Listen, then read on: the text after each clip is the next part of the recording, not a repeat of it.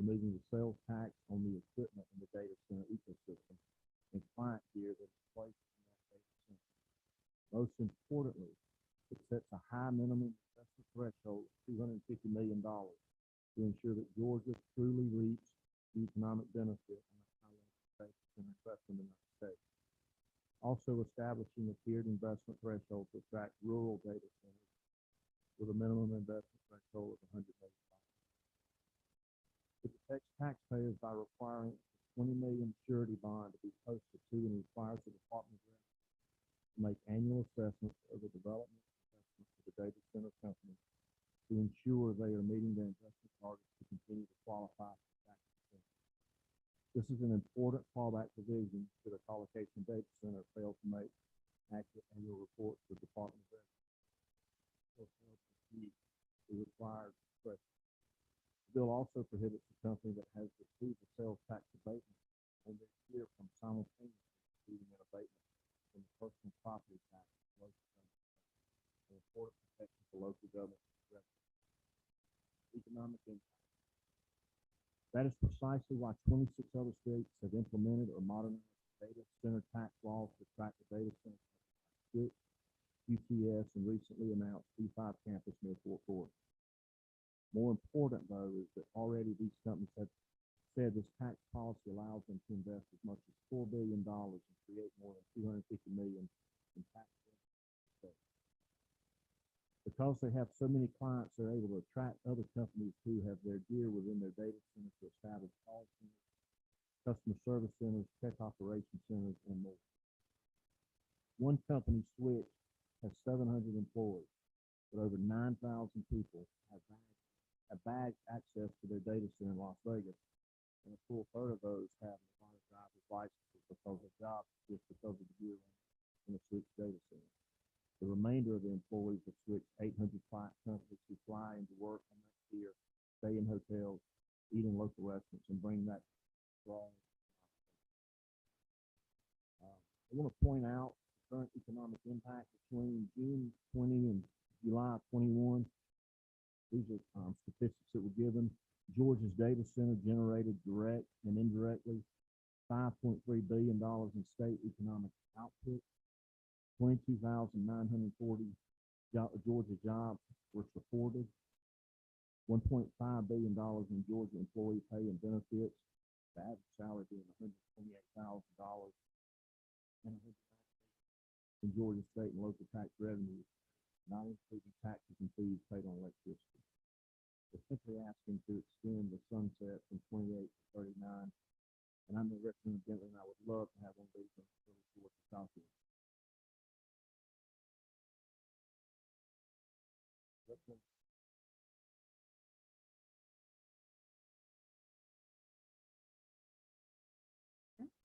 Question. Where did you get these figures from?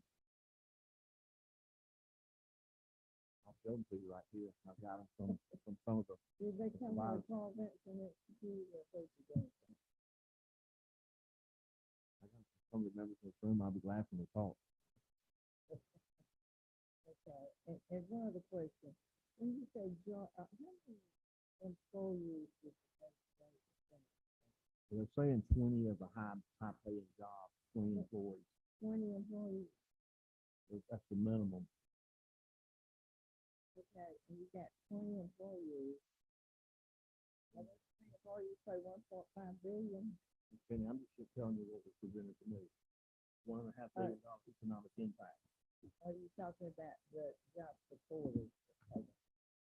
On the job supported, that's 22,940 Georgians. And that's all Georgia.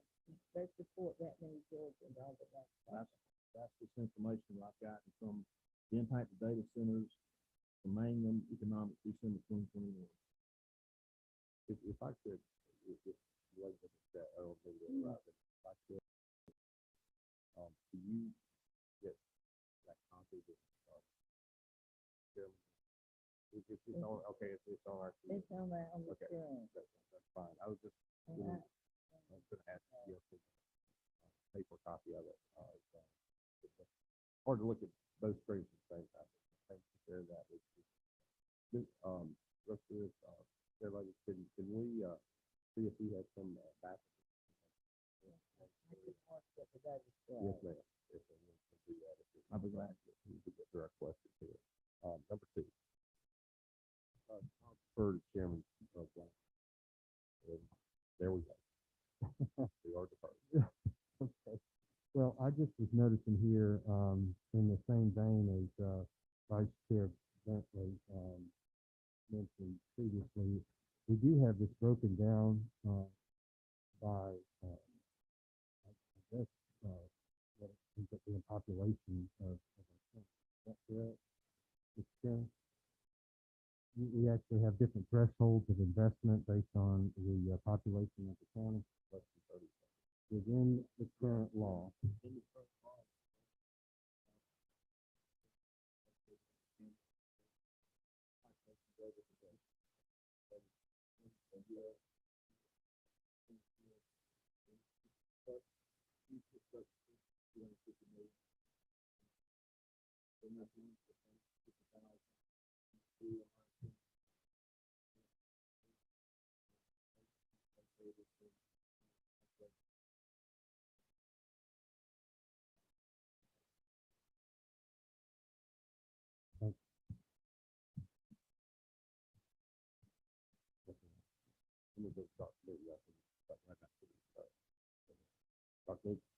I guess it follows up on that. One is, I guess the last threshold is reached at 50,000. All metro counties would be included, and that's pretty, it's not a lot. You gotta get. Okay, 50 and up is the last, yeah, there's no discrimination between 200,000 and something like that, to try to encourage to go into the rural county that make it 55,000. That's one thing. I'm just kind of curious, like the $100 million minimum expenditure and the 20 jobs. We know how much we're have to be asked to abate to get those minimum 20 jobs. There's 20, just a starting point, and they really might have 200 jobs in a $100 million investment. Is that kind of the ratio? You see $100 million.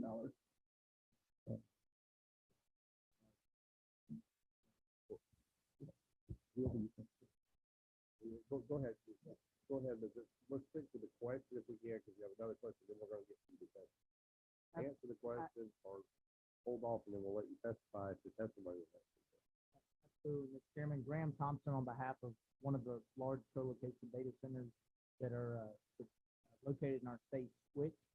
To your question, Representative Newton, yes, to obtain a certificate of exemption, company would go to the Department of Revenue, depending on which county you're in. So we have tiers, investment threshold, and you would lay out your investment plan over a 10-year window. You got 7 years and a 10-year investment to hit either $100 million in a rural county, $150 million based on population, second tier, then 250 to the most populous counties in the state.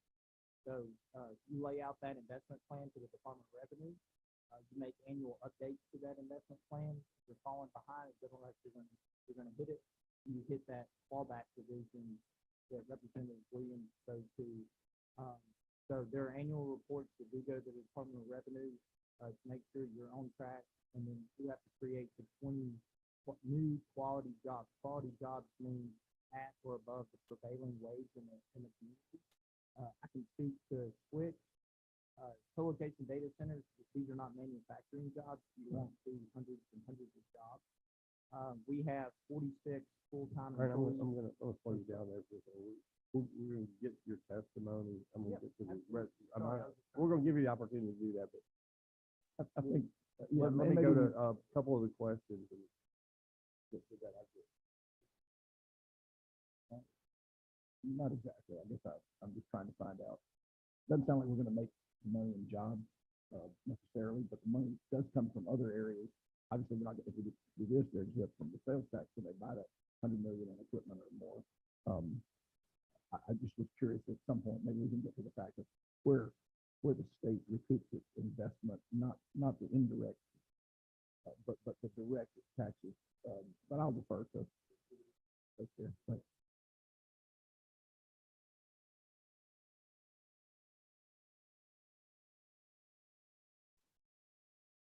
quite simply, mine was in the same vein. I think that, everybody's excited about the progress that's been made and just curious about, the performance, where the money's been invested and what kind of yield for Georgia, given additional, jobs and taxes. So that's something we can talk about offline. I'd like to do our homework on what kind of return for the Georgia taxpayer we've got. I'd like to see the numbers.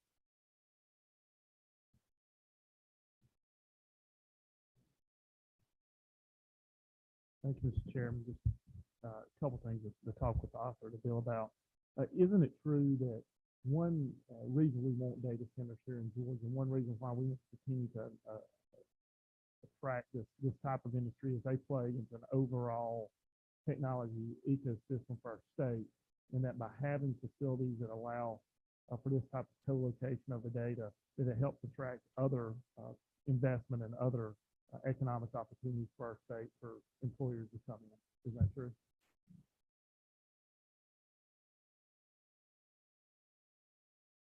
Further questions for the gentleman before we move forward? I want everybody to have their questions answered. If they don't teach the world to testify, then we'll ask questions. Mr. Preston Hall. Mayor, former member of the body? Yeah.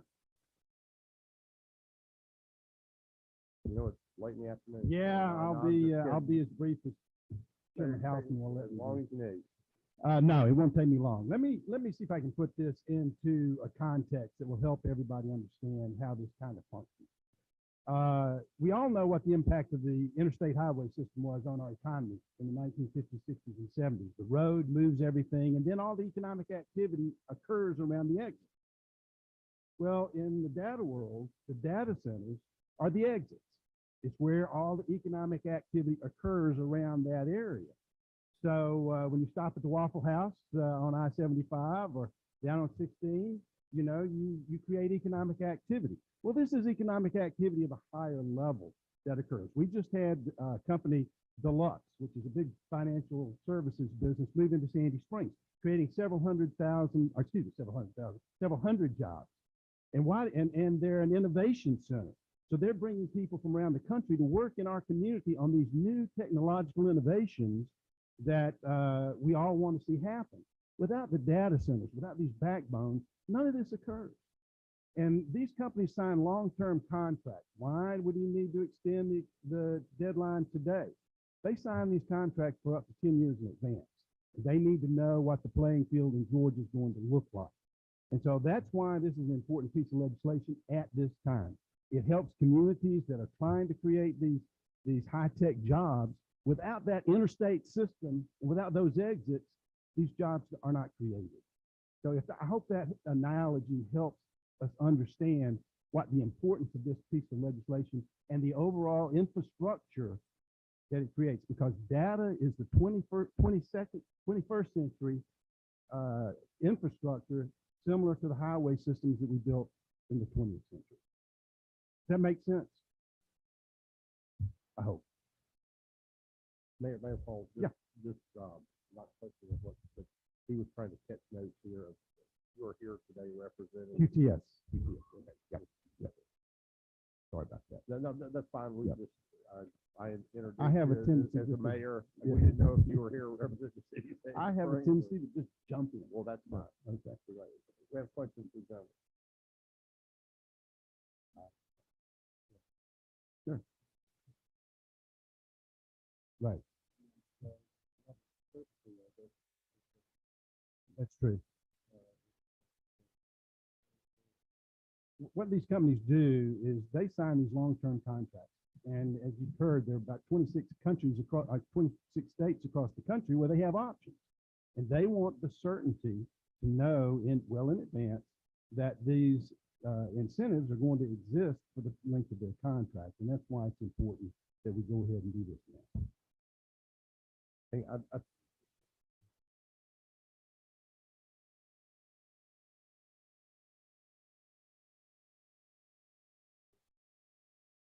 Well, they sign contracts for up to 10 years.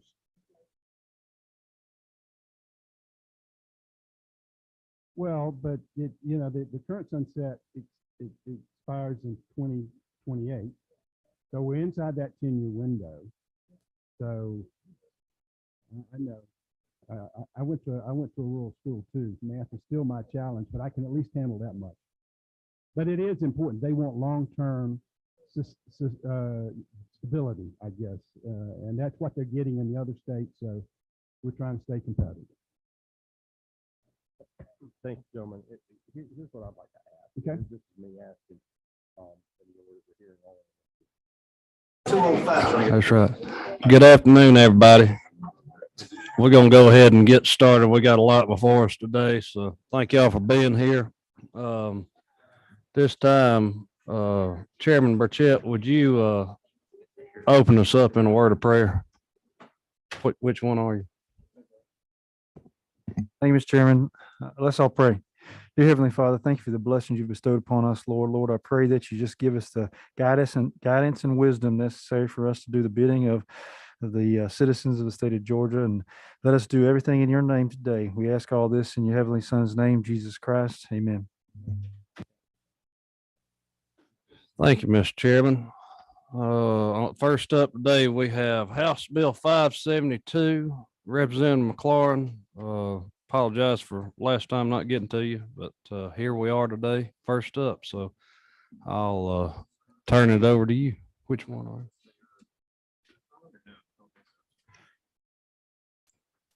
Try it. There we go. Okay, perfect. Thank you very much, Mr. Chairman. Appreciate your assistance in getting Brandon first up today in the batting order. It's an honor to be here with my learned colleagues. At least of the folks in the room, I see we have learned attorneys in the audience, so I'll save some of my more lawyer 101 intro for the bill. But House Bill 572 is about error in criminal trials. And for the benefit of anyone who's watching who's not familiar with criminal proceedings or as familiar, the concept of error just refers to the idea that mistakes happen in trials, meaning mistakes that are disadvantageous to the rights of the people who are being accused of crimes. And those errors have constitutional dimensions. If somebody has a criminal trial where maybe a prosecutor makes an improper argument, maybe they refer to race in a way that's very improper in a closing argument, or maybe there's evidence that comes into the criminal trial that shouldn't because it's excluded by the rules of evidence, but nobody points it out. Those are errors. And when those errors get bad enough, courts who are reviewing the decisions, so our courts of appeal,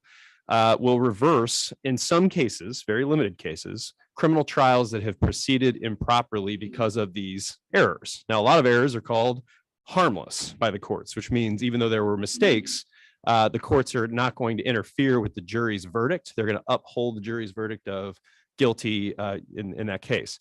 But some errors are so bad, and I referred to a couple that can get up there. You know, I've actually worked on cases involving a prosecutor who says maybe something they shouldn't. And there was a prosecutor who was a judge on the appellate court who was dealing with that case. And that prosecutor looked at the other prosecutor and said, you know, you screwed up. And this is a really bad screw up, right? So there are certain situations where we want guardrails. We want there to be a limit on what can happen at a trial. And in some rare cases, we do reverse the results of trials. We start over. But that's important to defend constitutional rights. It's about liberty. It's about making sure that everybody's due process rights are protected. Now, I'll get into the meat of 572 now. Plain error is that type of error. A plain error is just techno speak in the courts for an error that's so bad that the appellate courts are going to grant a new trial, even though it was not objected to below. So for whatever reason, maybe the lawyer didn't notice the error, or you know, there was a mistake that they chose for whatever reason not to object. I'll wait for folks to get in.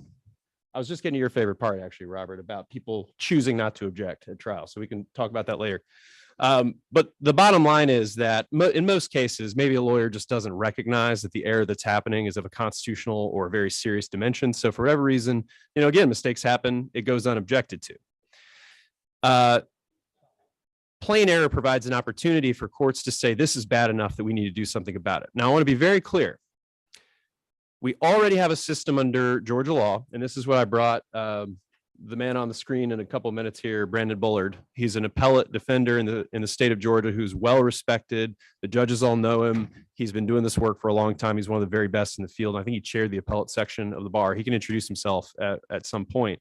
But what he's going to describe is a current configuration in Georgia law that is woefully inadequate to deal with the problem that I'm talking about, which is serious errors at trial.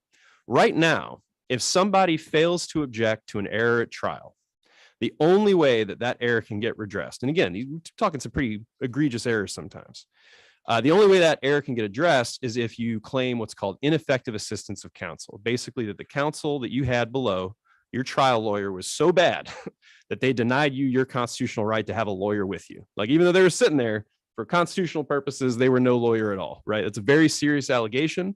It requires getting a different lawyer to make that argument for obvious purposes. You can't call yourself ineffective. And the most important thing, and this is why Representative Gunter signed this bill second, is that it clogs up the trial courts. When you make the argument that counsel was ineffective, you create this morass of documents, documentation, factual arguments, legal arguments about why that was the case. And it requires a new trial motion that keeps superior courts very, very busy. What we'd like to do is simplify that process. Instead of forcing people to put the unobjected errors through the ineffective assistance of counsel track, we'd like to have a plain error review process similar to what we have in federal courts that would allow a much more streamlined, much more efficient process for the federal appellate courts. Judges on, 3 panels do it now. Here we have the same. We have 3 panels, or panels of 3 judges at the state appellate court. Allow them to look at the record below in the trial court and to find this sort of obvious plain error without going through the new trial motion in the superior court, without going through all the conflicts that are created when attorneys have to accuse each other of being ineffective. Right now, we have plain error in case law for some types of errors, and I'm stealing a lot of your thunder, Mr. Bullard, so I'll turn it over shortly.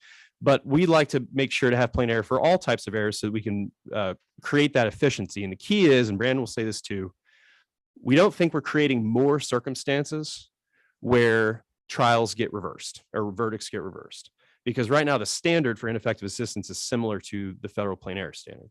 What we think we're doing is just creating an alternate pathway for defense attorneys to use that's more efficient, so that if they have the option, they can choose not to make an ineffectiveness claim if they feel like the record is sufficient to go ahead and make a claim for plain error under a similar circumstance, which for the lawyers, which that's all we got here, is basically substantial rights. If a person's substantial rights are affected, if the trial would have gone differently, potentially, if the error hadn't happened, then maybe the verdict gets reversed, but that's kind of the only case. So I'll go ahead and stop talking. That's the thrust of the bill. When I told Representative Gunter, Chairman Gunter, this is what I'm trying to do as a former Superior Court judge, he said, give me that. He signed it immediately. So it's about efficiency. And Mr. Bullard, if I've left anything for you to say, please weigh in.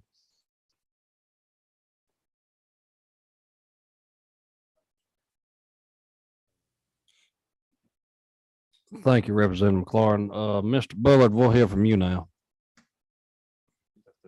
Just make sure you unmute your computer. Apologies. Mr. Chairman, members of the committee, thank you for having me and for accommodating my remote appearance. It's a privilege to try and assist in this process. My name is Brandon Bullard, as Representative McLaurin said. My practice, almost my entire practice since I was admitted to the bar in Georgia has been as a criminal defense appellate lawyer, first as a public defender in the county level, and then at the state level, then as head of the Central Appellate Unit for the Public Defender System, and most recently in private practice where I specialize in criminal appellate matters. I'm also the immediate past chair of the bar's appellate practice section. And it's worth noting, I think, that I'm one of a handful of criminal defense lawyers. You probably count us, or maybe 2 handfuls, give or take, who are able to specialize in this area. So I appreciate the committee taking up what a lot of people might look at as sort of a wonky, procedurally specific area of law, but I hope I can be helpful as you discuss it. In short, what Representative McLaurin said is accurate. The errors happen in trial. There may be mistakes of law made along the way, and when we get to appeal, what we do is we try to redress those errors. We try to presents to the courts questions of law that happened at the trial, say, this went wrong, and it likely made a difference in the case, and therefore we can't trust the outcome. We can't trust that the outcome was fairly reached, and so we should try the case over. That happens in our system pretty rarely, that we can actually succeed on appeal, largely because the standards are stacked against us, and because our trial courts, by and large, do an excellent job of trying cases fairly, and there aren't cases that either present error, significant error, or even if they present error, they're not errors that really made a difference to the outcome, or at least not provably so. And so most cases do get affirmed. A threshold, a hurdle in presenting error on appeal is the concept of waiver. This idea that if an error, and it's the default rule, if error is not objected to, so brought to the attention of the trial court below and ruled on, the trial court doesn't make a decision about the error, then it is waived and an appellate court can't consider it. In criminal trials, we have long gotten around that, or tried to get around that in this state, by raising claims of ineffectiveness, which means you have to put a new lawyer on the case. So the lawyer who tried the case isn't the lawyer who appeals the case. So in cases of public defenders, you're hiring a full second public defender to put the first lawyer on the stand and say, why didn't you do this? Like, do you recognize this as a problem? Why didn't you do this? Why didn't you object to this? And so you get that lawyer's testimony, and then the trial judge hears that testimony and says, well, I agree that this was unreasonable under the circumstances, or not, and makes a ruling and says either the counsel was ineffective for failing to object to whatever this was, or not, and then we're either going to grant a new trial or not, dependent. That process is incredibly cumbersome. One, because it does require at least two lawyers on every case, or at least a new lawyer on every case after there is a conviction. And it also requires us to bog down the superior court, especially the superior court dockets, with these motions for new trial, which require evidentiary hearings, the coordinating of witnesses and lawyers' schedules. And I will say Georgia is unique in that process. As far as I can tell, we are the only jurisdiction that does it this way. It is a product of rules that our Supreme Court came up with mostly in the 90s, a little bit in the 80s, that sort of forced these claims into motions for new trial. But the underlying problem that we've always been trying to get to is when there is error that is so clear that no reasonable trial lawyer would have ignored it, that is just so patent, and it's a violation of rules of law that are established and that everybody involved should know, the prosecutor, the judge, and defense counsel. Those things ought to be reviewable on appeal without the sort of the kabuki theater of doing ineffective assistance of counsel, without having to put a lawyer on the stand and say, why didn't you object to this? The federal courts have long done it this way through Federal Rule of Criminal Procedure 52, which allows appellate courts to review errors that are not objected to, and gives them permission, doesn't require them, but gives them permission to reverse convictions if the error is plain, meaning that it is such a clear error. It's not something we could dispute. It is a violation on its face of a statute, something that Congress or the General Assembly has passed, or a clear holding of a controlling court. So there's a precedent that says here's a rule of law, and what happened at this trial clearly violated. No questions about that. Then that error will only lead to a reversal of a conviction if the defendant can show a reasonable probability that the outcome would have been different. If not, the error is harmless. And even then, even if the error is not harmless, under the plain error standard, as the federal courts apply it and as our courts apply it, I'll get to that in a second,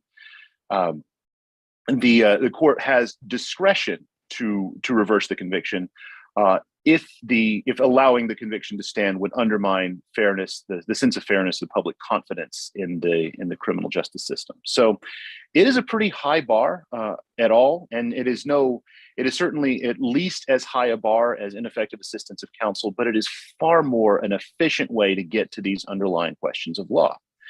I would also note that the General Assembly, our General Assembly, has adopted plain error in 3 places in the law already.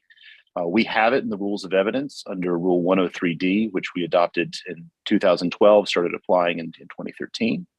And then we have it for the review of jury instructions under Section 17.857, and for review of judicial comment on the evidence under 17.858B. And so what 572 would do is adopt the federal plain error standard.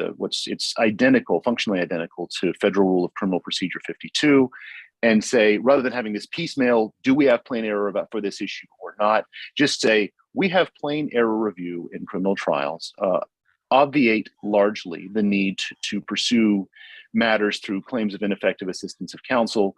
Let courts get to the underlying legal questions and decide them, and then and unburden the superior courts of these cumbersome motion for new trial hearings.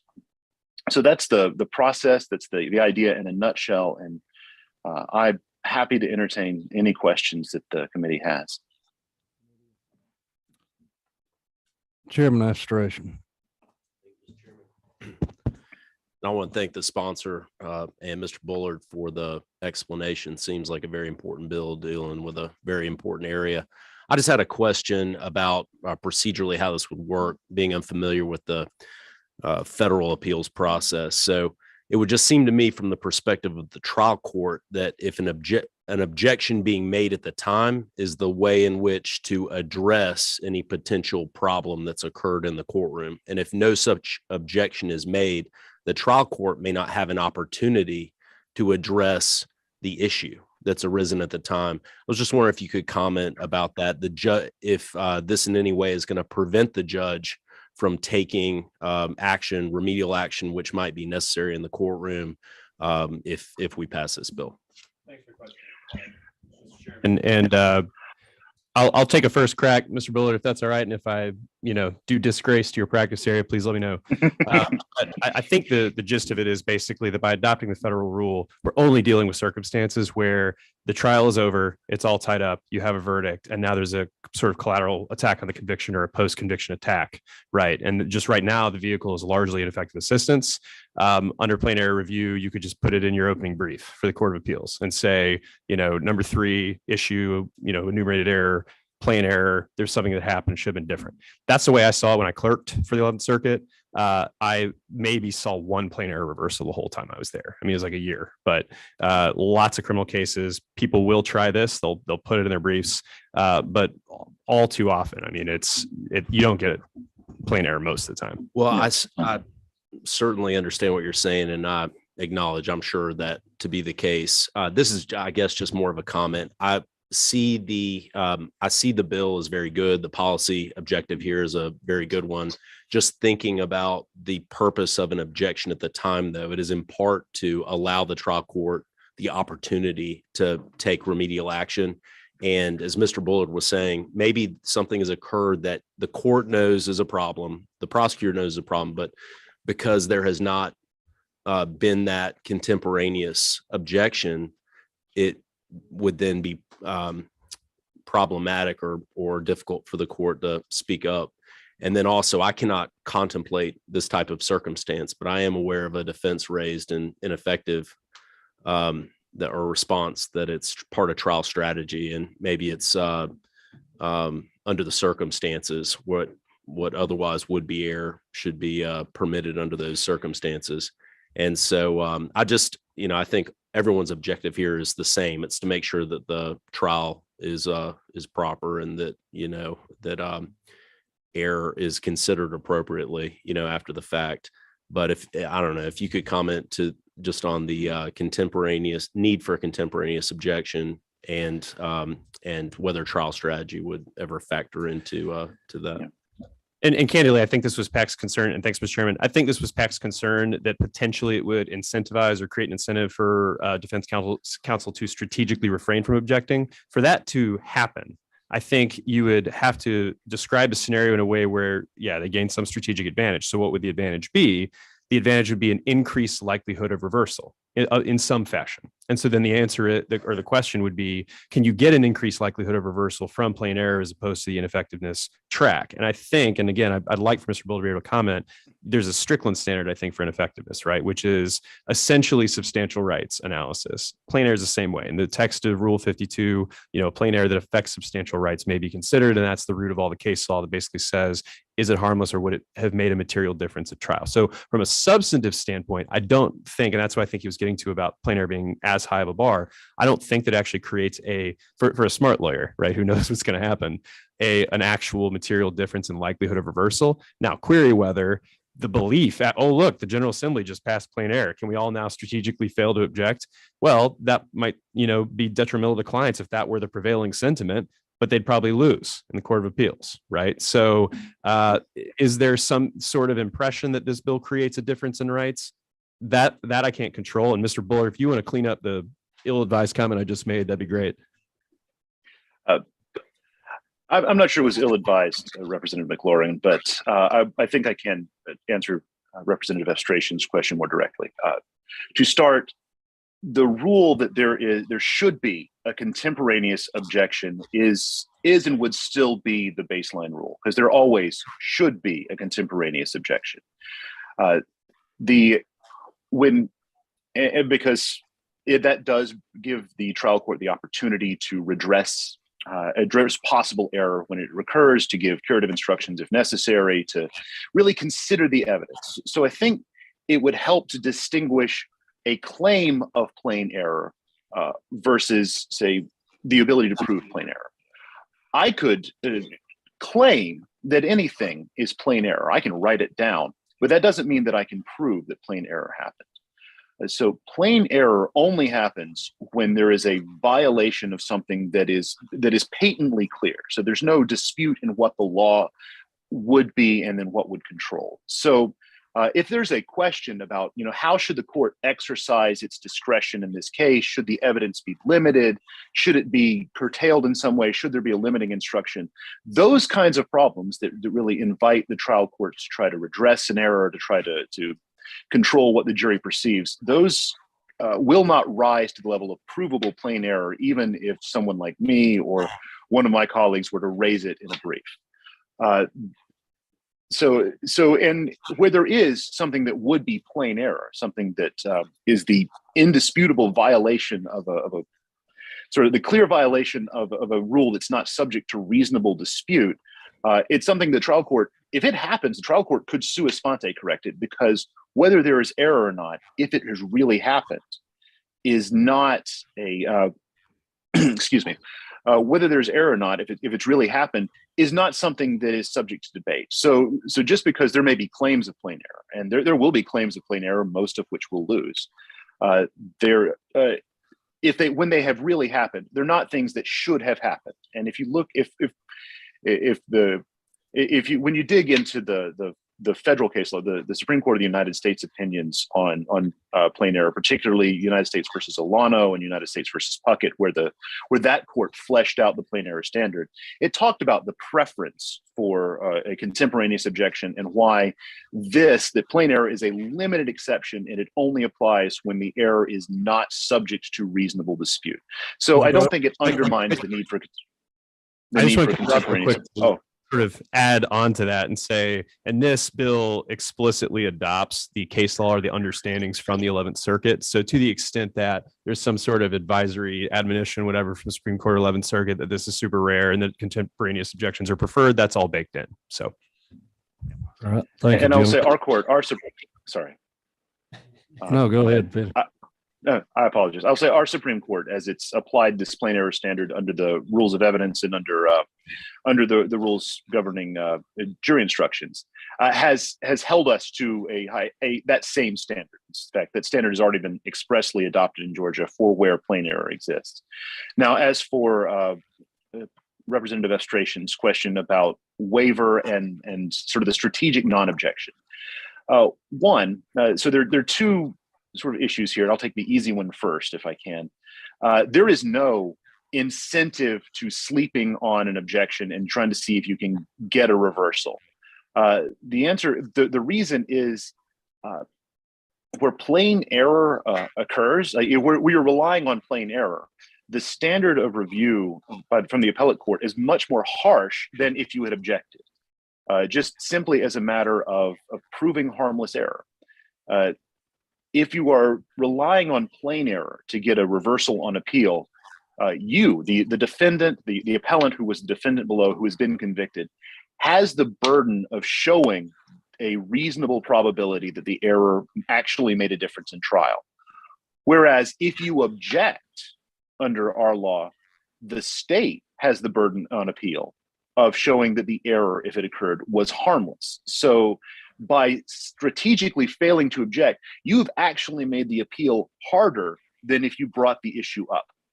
So that's one thing. The other thing is, if the circumstances suggest a strategic failure to object, then a court could still say that you have waived the claim of plain error. So even if it was error, that strategic failure, that apparent strategic failure, means that the issue was forfeit or is waived and is not reviewable regardless. So I don't think it creates those kinds of I don't think it creates those problems so much as it creates a workaround for the rare, clear case of error where everyone should understand that it was wrong, and if it's serious enough, should lead to a new trial, and just avoid the sort of the cumbersome process of putting trial counsel on the stand to ask questions which should have obvious answers.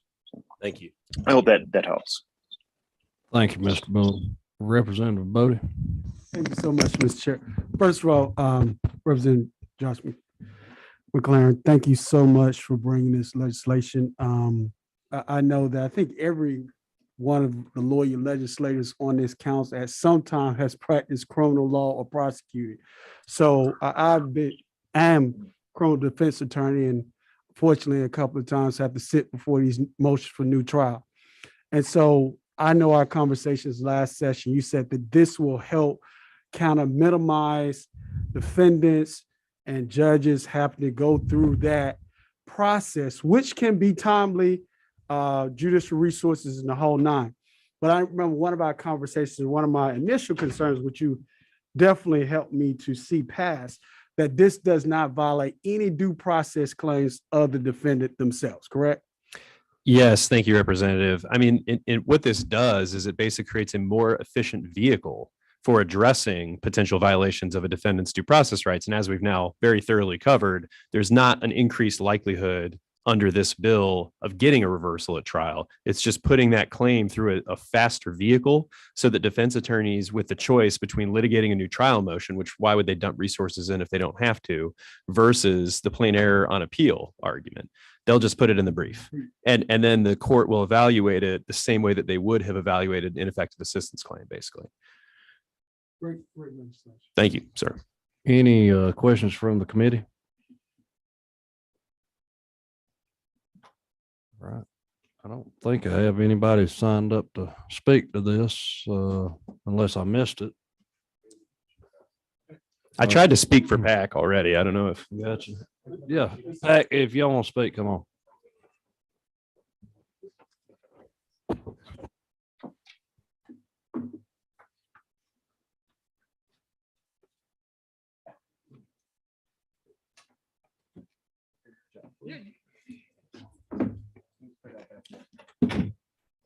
Ms. Smith from PAC, good to have you with us. Thank you, sir. Thank you. And I want to first say to my, Brandon is a fine attorney, and everything he said was correct, as well as Representative McLaurin and their representations about what this bill does. It is a streamlined vehicle. It does work and would help the courts. The problem is that it has already been applied a couple of times by our court system in those areas where plain error already exists by legislative action. Williams versus Harvey, which is 311 Georgia 439, a 2021 case. It's a civil case out of South Georgia where a motion in limine was made, and then when it was violated, the other side, the side that made the motion in limine, and a motion in limine is a motion where lawyers say, we don't want to talk about this, or judge, you don't let the other side talk about this point in court. And the judge in that case said, okay, this is out. That information was still went into by the party that was told not to do it. And then the party that made the motion should have said, hey, judge, objection, we got a problem here. They didn't. It got litigated all the way up to the Supreme Court, and they went through the process and reviewing and essentially affirming the trial court's decision, but they went through the plain error review when a motion in limine was not handled. So there are some instances where we're already applying plain error. The other case I'm going to commend to you is a case called Washington versus the state, which is at 312 Georgia 495. And also it's a 2021 case. And by the way, Representative McLaurin and I have already talked about both of these cases. So this is not a surprise to him. That's not fair to sandbag anybody this way. In the Washington case, that's a criminal case. And in that one, there was some evidence that was introduced in violation of a motion in limine, and the defense attorney did not object to it at the trial. It was about, I believe it's a Best Western video that was used to identify the defendant. On appeal, and Mr. Bullard and Representative McLaurin have mentioned this, because our courts have held that if you are going to challenge the ineffectiveness of your trial counsel, you have to do it at the earliest practical time. So what that means, more often than not, in a criminal case, when a defendant is found guilty, they want to have a new lawyer because they were, there's many reasons they were found guilty, but the biggest one was because they had an ineffective attorney. That's usually one of the allegations. So we're already arguing ineffective assistance of counsel at the motion for new trial stage. But in the Washington case, and the reason why I bring it up to you, trial counsel didn't object. They filed a motion in limine saying keep out improper evidence. And then there's evidence that was introduced. They didn't object to it. Trial counsel didn't do that. Appellate counsel said plain error because it violated the motion in limine and it was an evidentiary issue, but also ineffective assistance of counsel because the attorney should have objected to it. So basically, I've said a lot, and to kind of summarize what I'm saying is we're already doing this, and without this bill being passed. If this bill is passed, it will definitely help, but don't believe that it's going to completely streamline the process. Basically, what I believe we're going to see a lot more of is we're going to see both arguments being raised now. We're going to see when something wasn't objected to or some evidence came in violation of a motion in limine, and motion in limines are filed quite often in criminal cases by defense because they're wanting to keep the state on, held to the higher standard. That's appropriate. So you're going to see not just my attorney was ineffective because they didn't object or they didn't file the motion in limine or argue that properly, but they're also going to say, and by the way, it's plain error. Now there is this has been referenced. Georgia has adopted a 4-part test for plain error, and the first one is that the attorney didn't intentionally waive the rights. So that's going to be one of the arguments that we're going to have to be showing through some sort of evidence, because once again, burden's back on the state to show that the trial attorney didn't intentionally, or that they did intentionally waive, but they intentionally did not make the objection. So we're going to be in bit of that posture, because more likely than not, defense attorneys are going to come in and, I made a mistake. We're all human. Things happen during trials, mistakes get made. But that's one of the things that's, I should have known this and I didn't. And the state's can be held to the standard of, hey, we have to prove that they intentionally did it to get the waiver.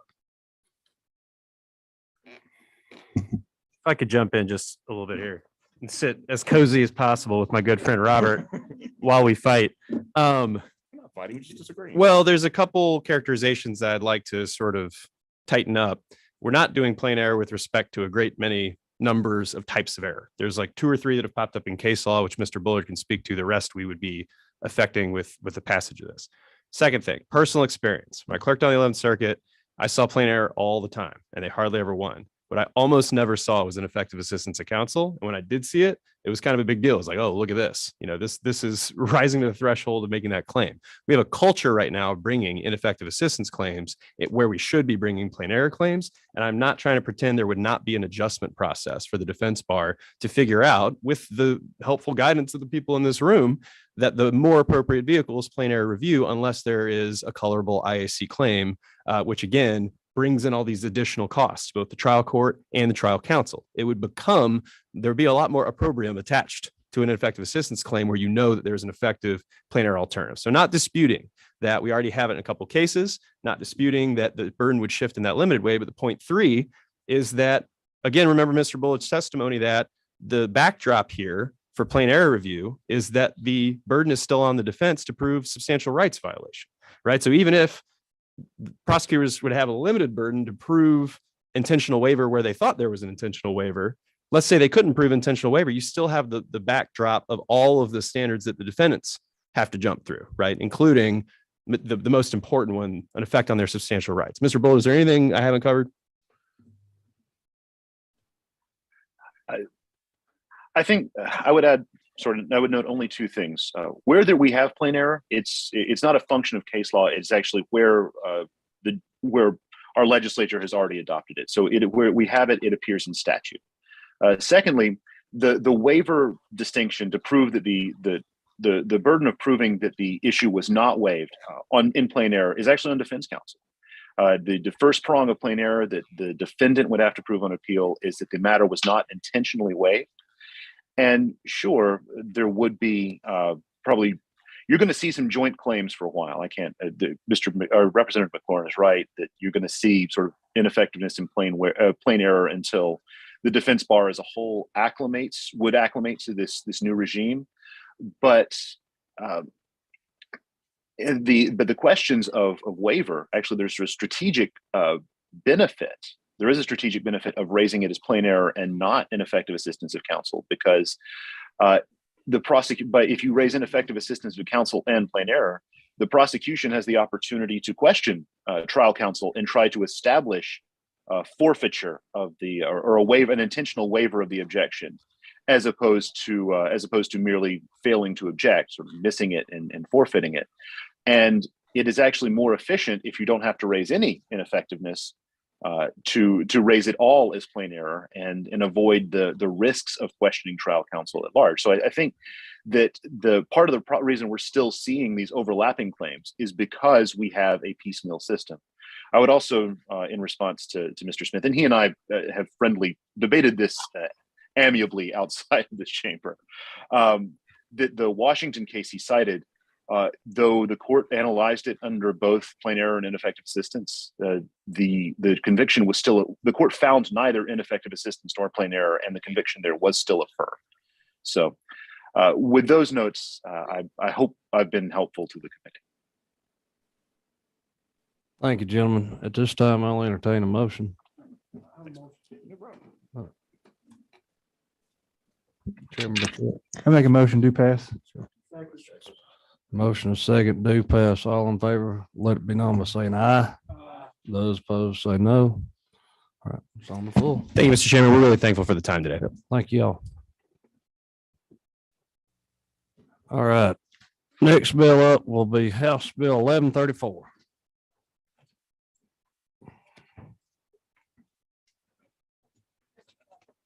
Here, Mr. Chairman. Yes, sir, Mr. Chairman. Thank Chairman you. Administration. Thank you very much, Mr. Chairman, members of the subcommittee. I bring before you today House Bill 1134. So currently in Georgia law, we have the ability for concurrent prosecution by local prosecutors and the Attorney General's office. These are for offenses such as anti-human trafficking crimes, things like that. So House Bill 1134 would extend similar concurrent prosecution ability to the Attorney General's office in gang crimes. It is actually a almost verbatim copy of the language from the anti-human trafficking statute. Does not include forfeiture language, but otherwise is tracks from existing law in that area. I think it's important to note, Mr. Chairman, that gangs and violent crimes impact all of our communities in Georgia. They're a threat to Georgians' safety, their well-being, their quality of life. FBI data from 2020 shows that homicides are up nearly 30% nationally. In Georgia, it is believed that there are over 1,500 criminal street gangs. There are over 71,000 active gang members across the state. An average of 60% violent crimes committed are gang motivated. Also, it's my understanding that it's estimated 14,000 persons in our state prison system are affiliated with gangs.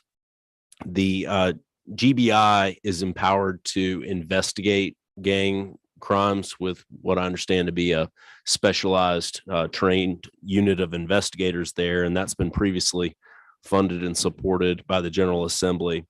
That is a tremendous thing. It's a great thing that is in place. We now need prosecutors in the Attorney General's office to provide the prosecution of the offenses in partnership with local DAs. The important things to note about the need for this legislation are, number one, gangs are often criminal enterprises which are multi-jurisdictional. They do not stop at the border of a county or a judicial circuit. They can be in play in regional areas or in even different parts of the state. Often DAs, local prosecutors appreciate working in concert with the Attorney General's office, and in specific cases where trained prosecutors working in with specialized knowledge can be very helpful. And we have a history recently of DA's offices and prosecutors working together. DA's offices and the Attorney General's office on specific crimes working together. That can be very helpful. This empowering the Attorney General to prosecute gang offenses in the as we're requesting here would be helpful for gang prosecutions in our prison system. And that is a tremendous benefit that could come from passage of this bill.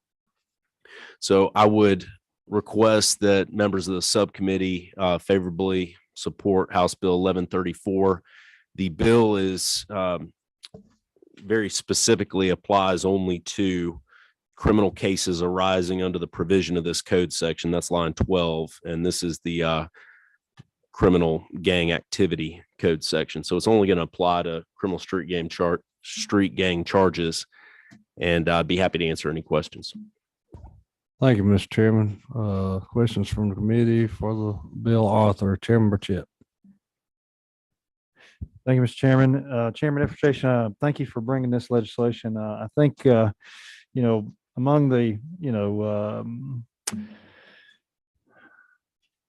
the COVID pandemic and then the opioid pandemic, I think we also have a gang pandemic. And this is going to allow us the ability to use state resources in an area where I think is sorely needed. I do have a quick question. In the event that a law enforcement agency has started an investigation into a gang issue, just can you walk me through the mechanics? If the local DA decides they do not want to prosecute, will the law enforcement agency request from the AG to do so, or is the AG just has discretion as to enter when they want?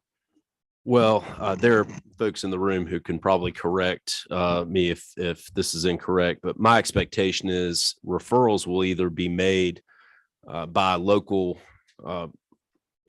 gang investigation units that specialize in gang investigations and are in need of the Attorney General's prosecutorial abilities under this, because we're looking at maybe outside of one judicial circuit or one county, and really that statewide authority that the Attorney General would have is necessary under the circumstance, where you could have one office handle a case with potentially crimes occurring in different places. The other thought here is with local investigators who may need to request assistance from the GBI or request assistance from the Attorney General's office. Cases that are vetted through either the GBI or the investigators associated with this prosecution unit will allow for that expertise to be put into how to charge and properly prosecute these cases so that these crimes are, people perpetrating these crimes are brought to justice. Thank you, Mr. Chairman. Representative Bodie. Thank you so much, Mr. Chair. Now, Mr. Chairman, we understand gangs issue, big issue. But again, I think I made this argument before the General Assembly. The attorneys, the prosecuting attorneys that are assigned to the gang task force or the gang units or the major crimes, they're some of the most experienced prosecutors within that particular county jurisdiction. And the elected DAs put their best people on those cases. So in this particular case, I'm just trying to understand, one, concurrent authority, maybe in certain cases, maybe not. We can debate that all day, but why does the Attorney General needs to employ peace officers to execute all of the powers of a peace officer when we have the GBI? And this General Assembly is going to place a budget before the floor of the House of Representatives and the Senate to give the GBI a lot of money to invest in their gang units, agents, the whole nine. So I'm just trying to understand, why are we creating another police force when we do have an amazing law enforcement department with the current GBI we have now? Well,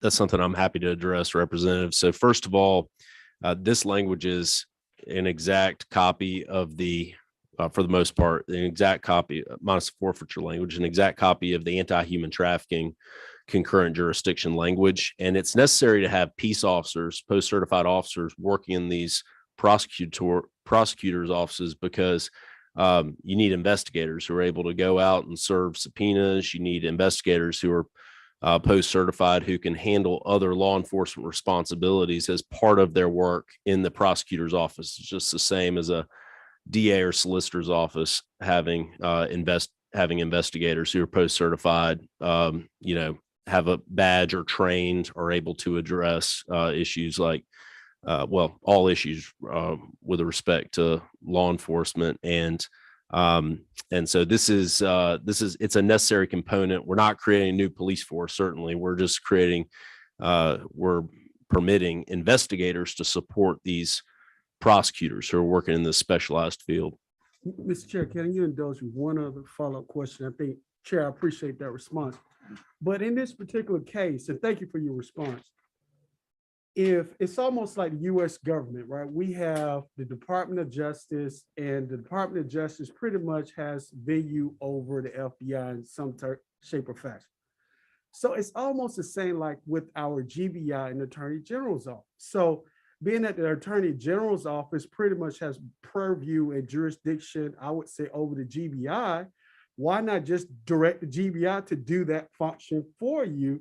And if you need to go out and do subpoenas, the GBI could do it, or the Attorney General could possibly ask local law enforcement officers to do it. I don't understand why we need duality of services and tasks when we already have a GBI and a GBI director who really has a term limit that's not associated with any governor at all. I think the GBI director has a term limit of 10 years? I'm just trying to understand why we need this right now when we have a lot of resources within our state budget to provide for DA's office funding and also the GBI and any other state law enforcement entity. Well, in our criminal process, the police, or in this case, the GBI, would investigate the crime, and the prosecutor's office, the Attorney General, would prosecute the offense. And that separation is an important part of criminal jurisprudence in my view. I mean, that is that allows for an independent review by a prosecuting attorney and his or her support staff, which would include investigators, which is separate and apart from the police or the investigating agency, which is the GBI under your hypothetical. Would not be appropriate for the GBI who had brought the case to also be responsible for service of subpoenas, sitting in on witness statements and things like that in the prosecutor's office. All right, we got several signed up to comment from the audience. So at this time, we will hear from James Woodall and Caitlin Barnes from the Southern Center for Human Rights.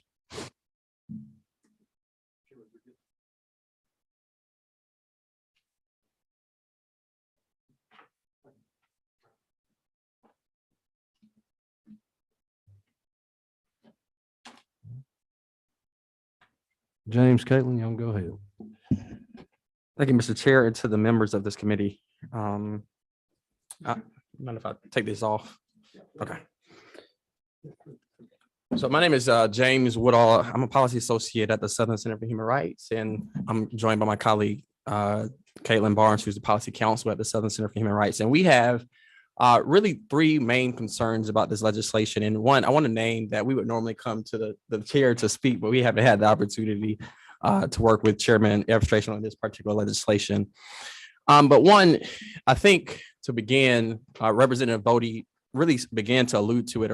We have concerns about the concurrent jurisdiction over prosecuting offenses occurring in the context of criminal gang activity within judicial circuits, in which a local DA would be able to already investigate and prosecute these cases. We've talked to several district attorneys already, and they're concerned about decisions that they make on the local level being really overstepped by what an attorney general, whoever that person would be able to determine whether or not they want to prosecute that case. And so that is both duplicative as well as just not an efficient use of taxpayer dollars. And we talked about this, the GBI, what Representative Bodie alluded to it, and in the amended fiscal year 22 budget, GBI has already had proposed $8 million allocated, as well as in the 23 budget, there was about $6 million for regional investigative services. And then on the other hand, the Department of Law proposed nearly $1.1 million in the 22 budget, as well as 4.7 in 23, of which $1.3 million was allocated for a gang prosecution unit. And so when we think about what is currently in existence, since 2020, more specifically, we saw that during the human trafficking conversation that the Attorney General's office already had peace officers, and we have not seen how that has impacted, the decrease or the increase in human trafficking here in the state of Georgia. In fact, we've seen continuing conversations about how do we continue to invest in stopping that kind of crime. And additionally, when you respond to gang activity, whether it's within the incarceration of persons here in the state of Georgia or on the streets, we know at the Southern Center for Human Rights, public safety experts, experts in general as it relates to criminal legal processes, that prosecution alone, policing alone would not solve this crisis. And so we need to be more comprehensive and more innovative about how we address this. And without seeing the evidence from what we invested as a state in 2020 from human trafficking, and how just adding peace officers to the GBI, to the Attorney General's office, how that has been impactful, I don't think it is best practice for us to be able to make this investment at this time. Secondly, when we talk about what the Attorney General is already able to do, what you all have on your desk is a letter from Judge Jesse Stone out of the Augusta Richmond Circuit. And what we have is current cases that were indicted in 2017, in which several, I think it was, I apologize on the number, there's about 80 cases that are currently sitting on the docket in that circuit, in which Judge Stone is not able to do anything to them because the Attorney General right now, under conflict case resolution statutes, cannot do anything about them. And so there have been about, I think it was 8, let me make sure I'm saying this correctly. There were about 5 DAs who declined to take that case or those cases. And there are several private attorneys who have been asked to take that case, and they have declined to do so for a number of reasons. And so a better resource that the state can consider is why are they not taking these cases? Simply giving millions and millions of dollars to the Attorney General's office to prosecute cases that he could already prosecute. Mind you, this is 2017, 5 years ago, where individuals right now are sitting in pretrial detention awaiting trial. They haven't even been found guilty of anything. And they're still waiting trial. And Judge Stone has basically given the Attorney General 60 days. Either you prosecute these cases or they're going to be dismissed. Giving them peace officers, giving them concurrent jurisdiction will not change that. And so if we are serious about resolving these issues, I think we have to be more innovative and actually use data, evidence, and proven strategies that will actually work. And so with that, I'll turn over to my colleague, Caitlin, to see if she has anything further to add. We're happy to take any questions. Questions from members of the committee? Chairman Sets. Thank you, Mr. Chairman. Appreciate your sensitivity to these caseloads being addressed. If this legislature provided all the resources needed to your satisfaction or someone else's satisfaction to the GBI, would you consider that a good thing? Wait, can you rephrase? I'm just making sure I don't understand. If we provided all the resources the GBI asked for and felt like they needed to do their job, I think we would all consider that a good thing. If we do that and we provide the resources the GBI needs, why is it a bad thing to also give resources to the Attorney General's office? You talk about, you're having cases that can't give the attention they need. Perhaps having the investigative resources on things to pursue leads, to really get evidence, or really even pursue a line of thinking that either leads to resolution on something or says, what, we need to drop this. We really can't resolve this. I mean, these unresolved cases seem to largely be tied to a lack of resources to get definitive direction on things. So it would seem an entity like the Attorney General's office that has particular expertise on these things, having the ability to add to the mix would only help this problem that you've raised. Thanks, Chairman Sussler, for that question. I think that the question sort of comes down to where should these state resources be going? And you're not going to hear us disagree with you that there should be more state resources going to address these issues in communities. I think it's about the details of where they're going. And so we would say that the state really, if you're looking to prevent gang activity from the beginning, that a better place to invest resources is in community-based services that are proven to help keep especially young people out of these spaces to begin with. And we're happy to provide some recommendations from public health officials and public safety officials who approach this problem like the public health problem it is. I would strongly agree with you. I think the challenge I've seen, and it goes right to the heart of this, is in my community, young man in particular, one of my constituents spent 45 days in jail because there was not the investigative resources to get to the bottom of their people that came and was going to offer exculpatory testimony. But they didn't there wasn't the resources to take that in and really process this. He spent 45 days in jail on a rape allegation, and that it was completely and utterly unfounded. They dropped it. Had there been investigative resources with expertise to sort of get that, he would not have gone through that. So I strongly agree with the community resources you're talking about. I don't see how depriving, though, the constitutional officer, like the Attorney General, from resources with expertise doesn't just make it better. And Mr. Chair, I would just say too, I mean, this is, when you think about a constitutional officer that has a constitutional duty directly from the voters being neutered by having to go to an agency to try to find resources, great though they are, it would seem that this constitutional officer should be able to effectuate his or her role with resources that are theirs, not having to borrow them from another agency, would say. And Mr. Chair, if I could only just add to that, I think when we look at the role that the Attorney General plays versus what the local district attorney plays, the local district attorney is elected to prosecute cases on a local level. The Attorney General is not. And when we talk about giving concurrent jurisdiction to the Attorney General's office, then that changes the conversation.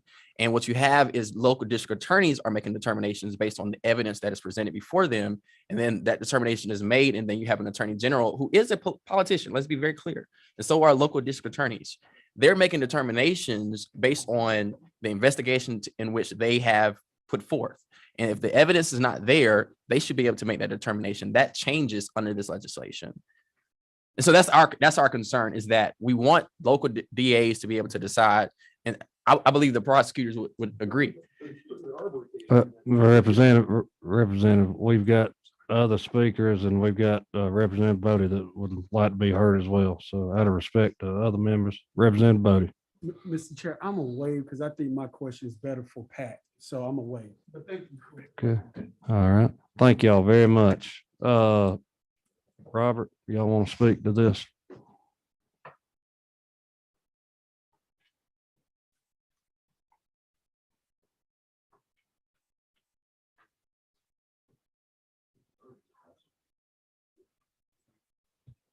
And even though I know who you are, just introduce yourself for everybody. Yes, sir, Mr. Chairman. I'm Pete Scandalakis. I'm the Executive Director for the Prosecuting Attorneys Council.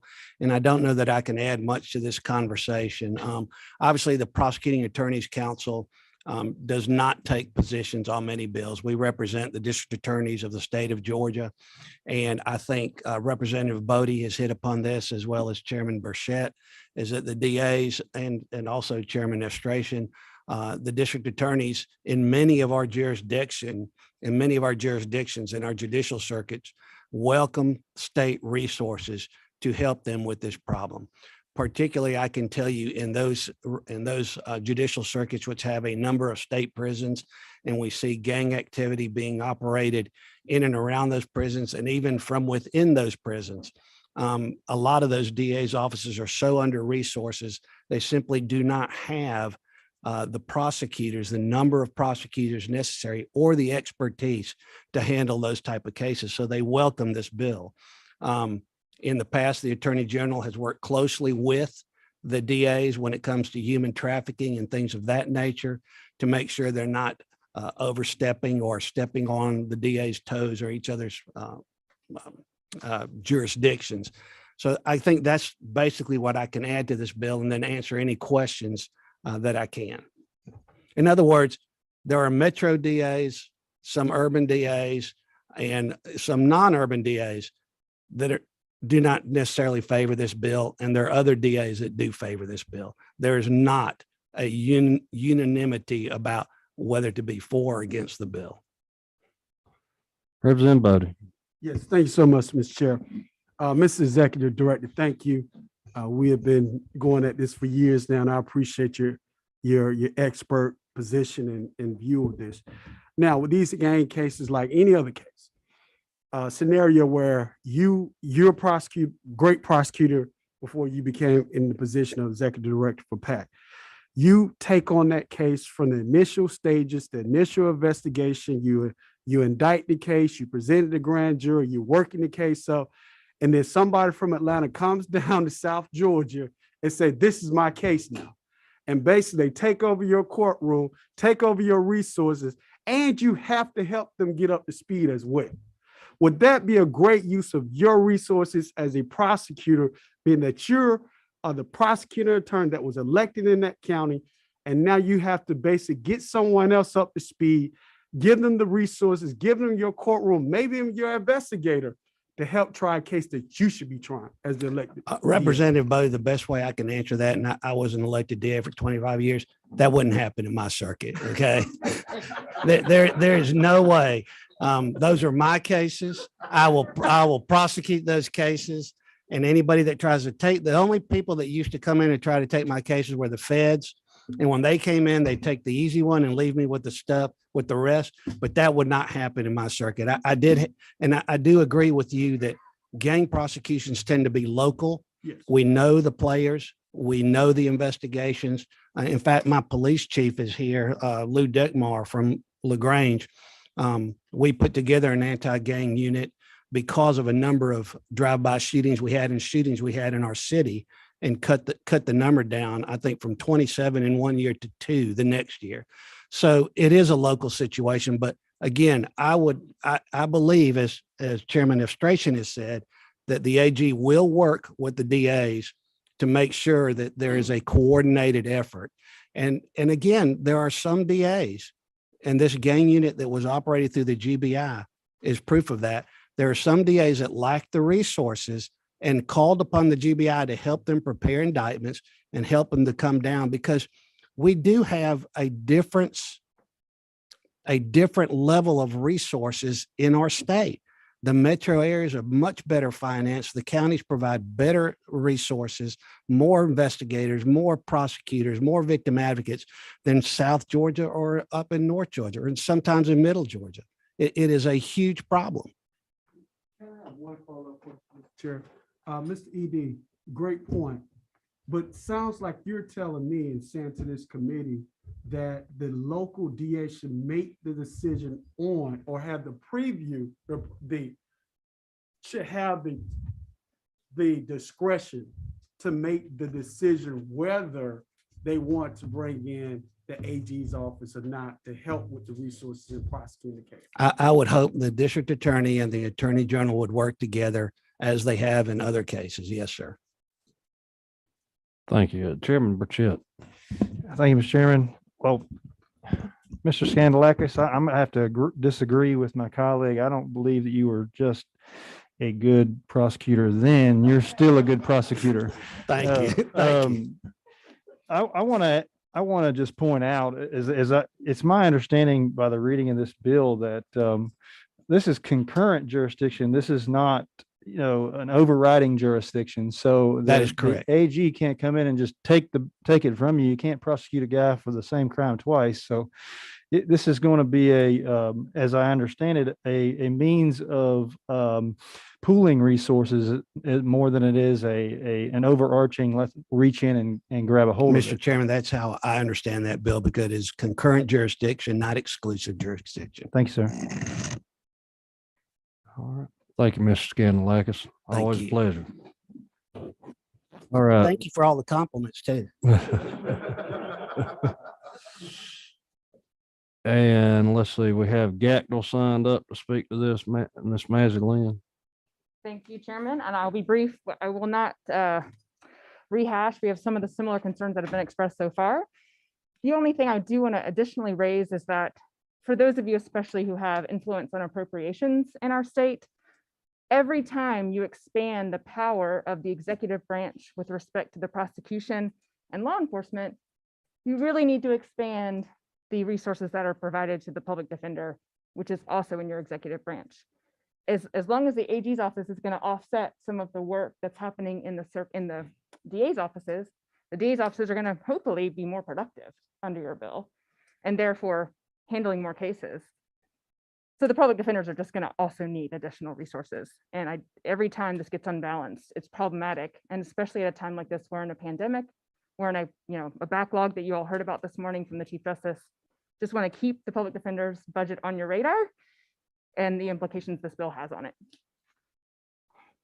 Thank you. Any discussion from members of Mr. Saines? I believe, and correct me if I'm wrong, the public defender's office is getting a budget increase in this year's governor's budget as proposed. As proposed, I understand that too. Thank you. Any further questions from the committee? Thank you, Mazzy Lynn. Sure. I believe that's all I had here signed up to speak to this. Now I entertain any discussion from members of the committee. Chairman Burchett. At the appropriate time, I'd like to make a motion. Sure, thank you. Representative or Chairman Sessler. Mr. Chairman, Chairman Burchett beat me to the punch. I want to make a motion. Now is the appropriate time. I'll entertain a motion. Motion do pass. Motion is second, do pass. All those in favor, say aye. Those opposed say no. No. The ayes have it. Bill moves on to full committee. Next up, we will have House Bill 906. And just for clarification, if you could just clarify which LC number you're working off of, Chairman Nix. Okay, thank you. Thank you, Mr. Chairman. I'd almost gotten over the nightmares I had been on the Judiciary Committee before. I'm afraid they're going to come back tonight.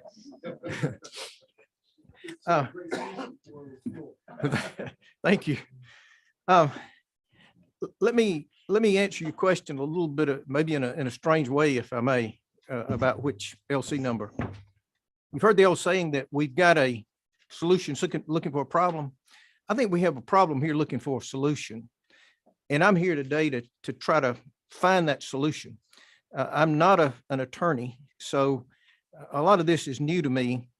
And I want to basically give you what I feel to be the problem and ask this committee to help me come up with the appropriate solution, if you will. Brian has sent me some suggestions, and I know there've been some discussions on it. So if I may, I'd like to give just a second of why I'm bringing the bill. If I may, Mr. Chairman, have Chief Deckmar come up next. I know there's some people signed up. He's the one who really kind of got me started on this. So if that's okay with you, I know we don't want to take too long, but let me tee it up real quickly. Chief Deckmar called me back a number of months ago and talked about this issue of these people who get out and ride these off-road vehicles, all-terrain vehicles in our streets, on our sidewalks, and what a problem it causes for law enforcement. Well, it just so happened he struck on a nerve because my grandson plays baseball in LaGrange. They've got this huge complex out there with these 8 or 10 foot wide walkways that go into the center part. And I've been out there when those guys come out there on those big old dirt bikes doing 30, 40 miles an hour, doing wheelies up and down those things with kids standing right off the side. My grandchildren, to be exact. Now, that's a problem because somebody's going to get hurt for sure. Now, these guys tend to taunt the police. As soon as the police shows up, they've got back roads. They go out on these ATVs and these dirt bikes, and it makes them very difficult to catch. So Chief Deckmar said, let's try to come up with a way that when we finally do get these guys, we can make it hurt just a little bit. You know, if we slap them on the wrist, tell them to come back in 6 months, we'll probably never see them, and they'll certainly never see the bike again. So is there a way that we can get it to the street that, hey, it's time to stop this stuff? When our officers catch you, they're going to be able to take that dirt bike or that ATV or whatever, at least for a period of time or until you're adjudicated, so that you know that this is not a good thing and the community doesn't appreciate it happening. And how can we, what is a solution to that problem I've stated for you is what I'm looking for. Thank you, Mr. Chairman. And just for clarification, there has been some work on this. There are substitutes that you'll find in your folder. We've got 2 of them, LC 480535S and then LC 480536S. And Chairman Nix, if you would like for the chief to come up. Yes, I know he drove all the way from LaGrange. He didn't bring any Charlie Joseph hot dogs, to my dismay, or any of those great ice cream sandwiches, but you know, we'll let that slide. No, it was just an honor for me to be able to sit next to my former DA.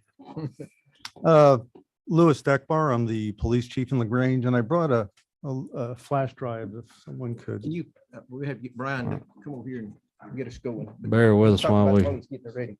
bear with us while we get this hooked up.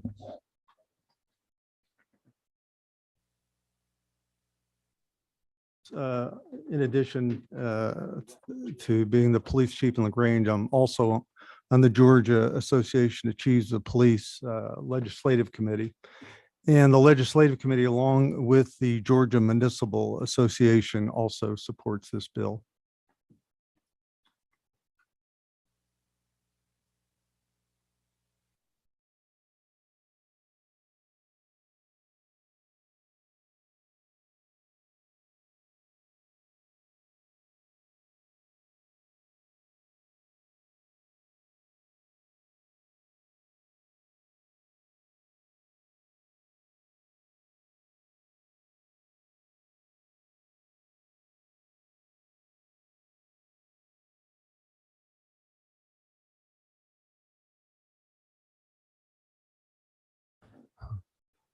And this will not be death by PowerPoint. It'll just be an opportunity to share some data with you and some of the experiences we've had that have driven this initiative. So we received periodically up until about 2019 complaints regarding ATVs and motorcycles, off-road dirt bikes.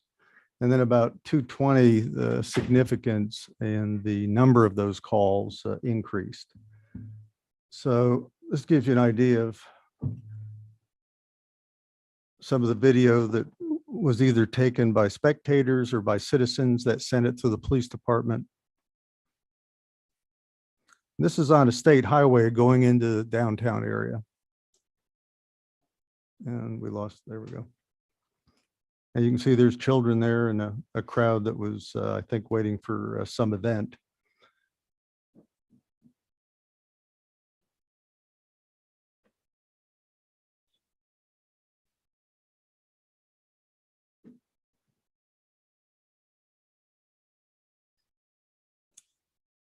So calls for service in 2020, we received 521. We initiated a number of details in order to address these. And I think that's partially responsible for maybe the fewer calls we saw or frustration by the public who didn't feel like we were doing enough, as will be reflected in some of the Facebook postings that I share with you. Dirt bike activity as it relates to cases that we made. In 2020, we made 18. In 2021, we made 103. These are from our different cameras that we have around the city, both a combination of video and LPR license plate readers. And they'll drive and pull out in front of cars. They'll go around cars. They'll go through red lights.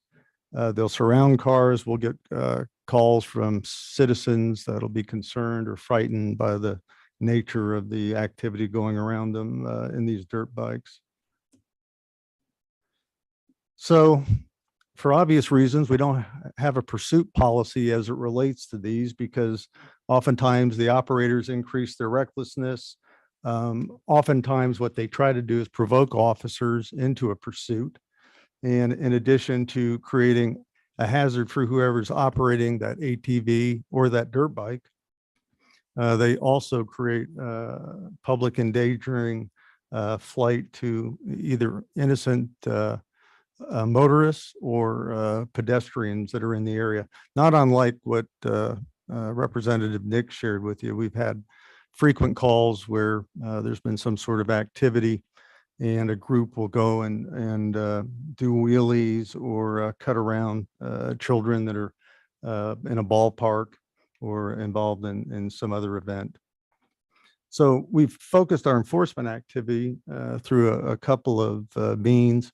One is the cameras that you see. Also, we use our in-car cameras, where we'll try to get close enough to video the vehicles, determine some distinguishing marks, also try to ID the driver. We also use the mounted cameras and LPRs we have around the city. We take advantage of social media postings. It's not unusual for these folks to be pretty proud of their activity and post it on social media. We take advantage of our drone. On occasion, we'll have them drop and dump their vehicle because we have them hemmed up in a cul-de-sac. And so we're able to engage in a foot pursuit and capture them. When we do that, we're certainly able to make a case. Recently, you see in Florida where a police department engaged in a pursuit, and as a result, you had a 13-year-old that was riding a dirt bike that died as a result of that pursuit. So we emphasize any sort of pursuit with these vehicles. That does not, though, stop them from, once they see us, apparently they become frightened. They'll dump, this is in public housing. You'll see that one of them will dump a bike. They see the officer coming down the road. You can't see him, but they do. He drops the bike. And then instead of picking it up and taking off, he just hops on the back with his buddy and leaves the bike. Dirt bike related arrests, 2020 we made 12, 2021 we made 28.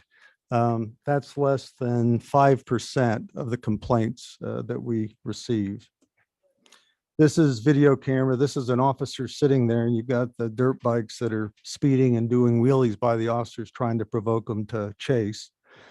And then he'll pull around and try to catch up so he can capture some identifying characteristics of the motorcycle, and they dump the bike. And the individual operating the bike is under the bike and injured, and his buddies, when we pull up, drive off. And he's still under the bike.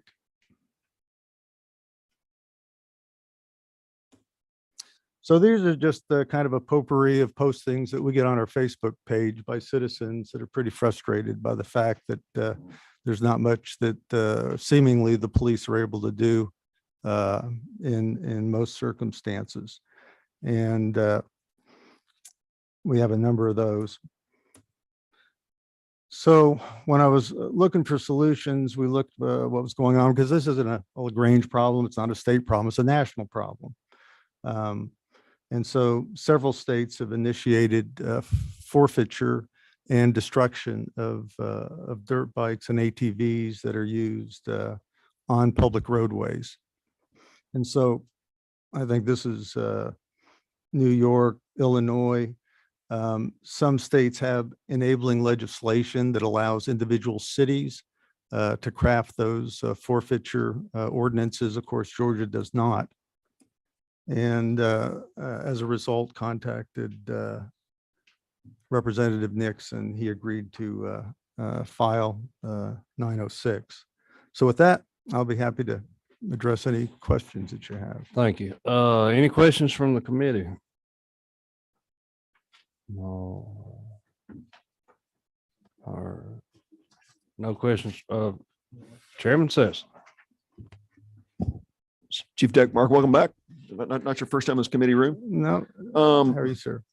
And Chairman Nix, this is we're just charged, of course, with trying to weigh out. This seems like something that needs a response. Question is, what's the right tool for this? Civil asset forfeiture, is that the right mechanism to use? We do have two versions in front of us. One has aggressive driving and resisting arrest.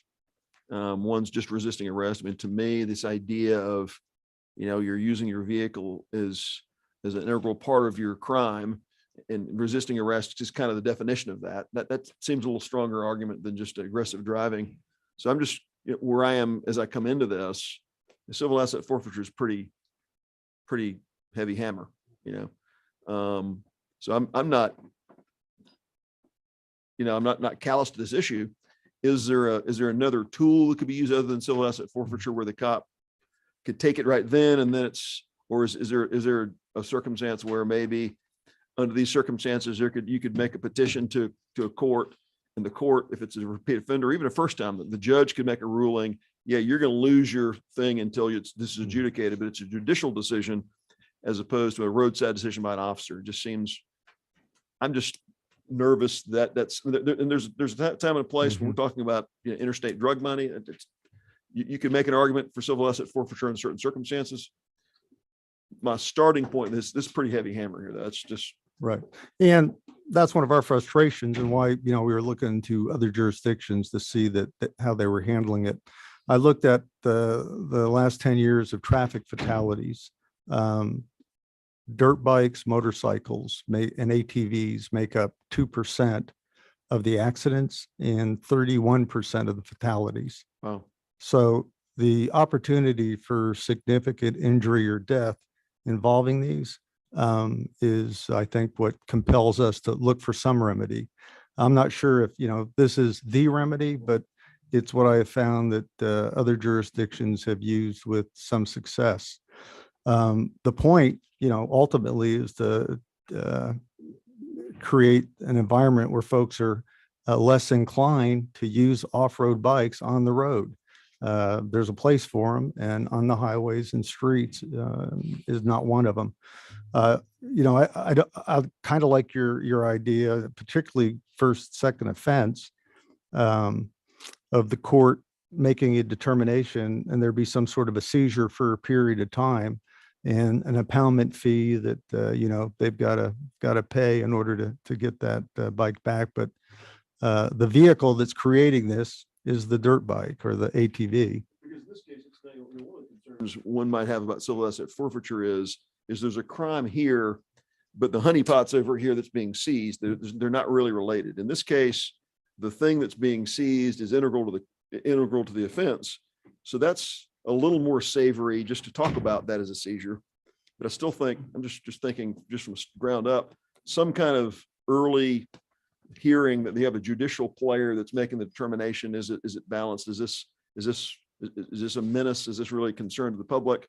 That would be my starting point, as opposed to we're going to empower our cops, roadside to make that call. And as soon as all of a sudden, you have that happening, even from resisting arrest, you might have somebody that's, getting pulled for, the ability in a speeding ticket.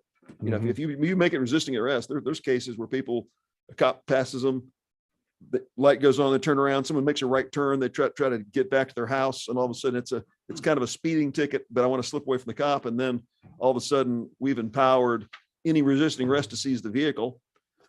I'm just nervous about that.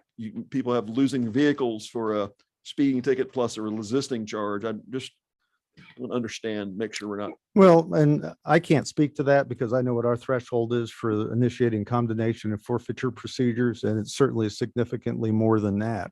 I don't know if, maybe it's appropriate for some sort of show cause hearing within a short period of time of the officers taking custody of the individual and seizing the vehicle. I think law enforcement is less concerned about what is the mechanism, just that there is a mechanism. And I certainly appreciate your apprehension and squeamishness over forfeiture. It's a balance, but I think the public safety issues that are created by these off-road vehicles being on road, compel us to do something. Chairman Administration. Thank you, Mr. Chairman. Thank you, Chief, and thank you, Chairman Nix, for your presentation today. I just wanted to respond to Chairman Setzler's point. I certainly have shared his concern. We've worked together on, expressing concern about civil asset forfeiture in the past. I'll just speak from my perspective. My concern was when the process takes place prior to a conviction, and what it looks like to me and B, and I think we're all looking at the same statute. I think it's the same. It's the same. It's the same. In either version, it says it's only after the person's charged with and convicted of the offense, and that the forfeiture proceeding is stayed until the outcome of the case. So in my mind, any concerns that I have about civil asset forfeiture, I do not have with respect to this bill. I think this makes perfect sense. And then also I have been looking at, I'll just pull the statute to see what the fines are for the underlying criminal offense. But the way it looks to me is if somebody is charged with, say, fleeing 40-6-395, they're facing the sentence that's already in law over that offense. I mean, that's really a separate consideration. We're just talking about, except as otherwise provided here with the forfeiture proceeding, empowering law enforcement to seize the vehicle and keep it if there's a successful prosecution. So I just wanted to say, it sounds like a good bill to me. Although I generally am concerned about forfeiture, I have no concern about your bill. All right. Thank you, sir. Yep. Chairman Burchett. Thank you, Mr. Chairman. Chief, thank you for coming and testifying. I just had a few follow-up questions for you. Well, before I ask the questions, I know this is an issue, particularly in our larger cities. Not one of our cities, but we often go to St. Augustine's, close to where I live, and they have these sort of meetups where there'll be literally thousands of these motorcycles. They don't look like any of them have tags on them, so they're not supposed to be over the road, and they shut down, A1A down there, and they'll just take the road. And so I do see the problem. I do have a couple questions though. So right now, what are you doing? Like, what are you doing right now? When you collect these bikes, do you collect these bikes? I know you said I guess, try to identify them. You don't want to follow them, don't want to chase them. What do you do right now? We do follow them, try to get sufficient distinguishing marks and an ID on the individual. What we don't do is engage in an active pursuit. So once we make an identification, generally the charges are going to be reckless driving, attempting to elude or eluding, no helmet, no insurance, unregistered. So all those requirements of a street vehicle that they don't have are the charges that are placed in addition to those that are a consequence of the driving exhibited at the time that the officer attempted to make the stop. So thank you very much. Then what happens to the bike? If they dump the bike and run, or we seize the individual, we'll impound the bike and we'll hold it until they're able to provide proof of ownership or until the court case. How long typically do you hold the bike? Well, that's a good question, because with the COVID, it's kind of like a piece of string. It depends on where you cut it. So it's generally, I would say, less than a month. But there are some instances where it may be more than that. If we have somebody that comes, they said, hey, I wasn't driving it, such and such was, then, if they work with us to identify them, and clearly somebody, abused that permission that they were granted, then, we want to work with them. The purpose isn't to, hammer, somebody that is trying to do right. The purpose is to create a disincentive for folks to behave the way they, we shared with you, and which I'm sure many of you have experienced. Very good. So out of these that you, you collect, and then I guess you surrender back to these folks, are you seeing recidivism, like same ones over and over, or We've had, yes, sir, we've had some. I can get you that number. I don't have it with me, but sure, I can provide that to you. Right. And then you mentioned ownership. How these dirt bikes, they don't have titles. So how do they prove ownership, and how many of them, if any of them, are stolen? We've had some that are stolen. Proof of ownership, generally, they can tell us who they bought it from or where they bought it, whether it was one of the local shops or a shop somewhere, and we make an inquiry and determine whether or not that's factually accurate. And if you were to, thank you, Chief, if you were to just put a number like on, I saw the numbers of calls, like how often and pervasive is this a problem in your jurisdiction? It's daily that we receive a call. I mean, there's 365 days, and I think we hit around 500. So, and some of those could be, multiple calls in one day, particularly to your point. And I tried to find one, but they'll blast out on social media, hey, we're going to hit Thomaston, or we're going to hit LaGrange. And so they'll come from all over, oftentimes bringing the ATVs and the dirt bikes on trailers. And then they just kind of take over the town or a piece of it for a bit. So, and one more, Mr. Chairman, thank you for the levity. What I like about this bill is that there requires a charge, and then it requires conviction. Yes. In some of our other scenarios within the code, no conviction necessary, can forfeit the property. So that is something I do like. But so let's say I've got a 12-year-old, and the Lord willing, I hope he doesn't do this. But if he gets caught in one of these places, and he gets charged with this, what is it? Fleeing 40-6-395, and he's convicted, and that's my bike. He didn't buy that bike. I bought the bike. So is it your intention that you would also forfeit that bike? He would go to juvenile court as a 12-year-old. Depending upon the facts and circumstances, we would make an investigation in some cases, and we've had 12-year-olds where the parents have just turned them loose on it, and we make parental responsibility cases against the parents. Okay. But they would not have been convicted of the moving violations required, so I don't think forfeiture would be appropriate. Very good. Thank you very much. Representative Bodie.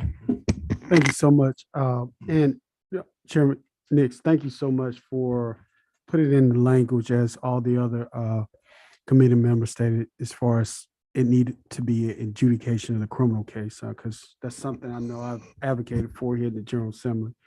My only issue I do have is just a policy issue, and I had the honor in September 2013 arguing and having cert granted before the Supreme Court of Georgia on a forfeiture case out of Lamar County. And I probably learned way more about forfeitures in 1 year and got a chance to argue before Justice Namias. I think that's maybe his first cases that he heard after leaving the AG's office. So he knew a lot about forfeitures as well.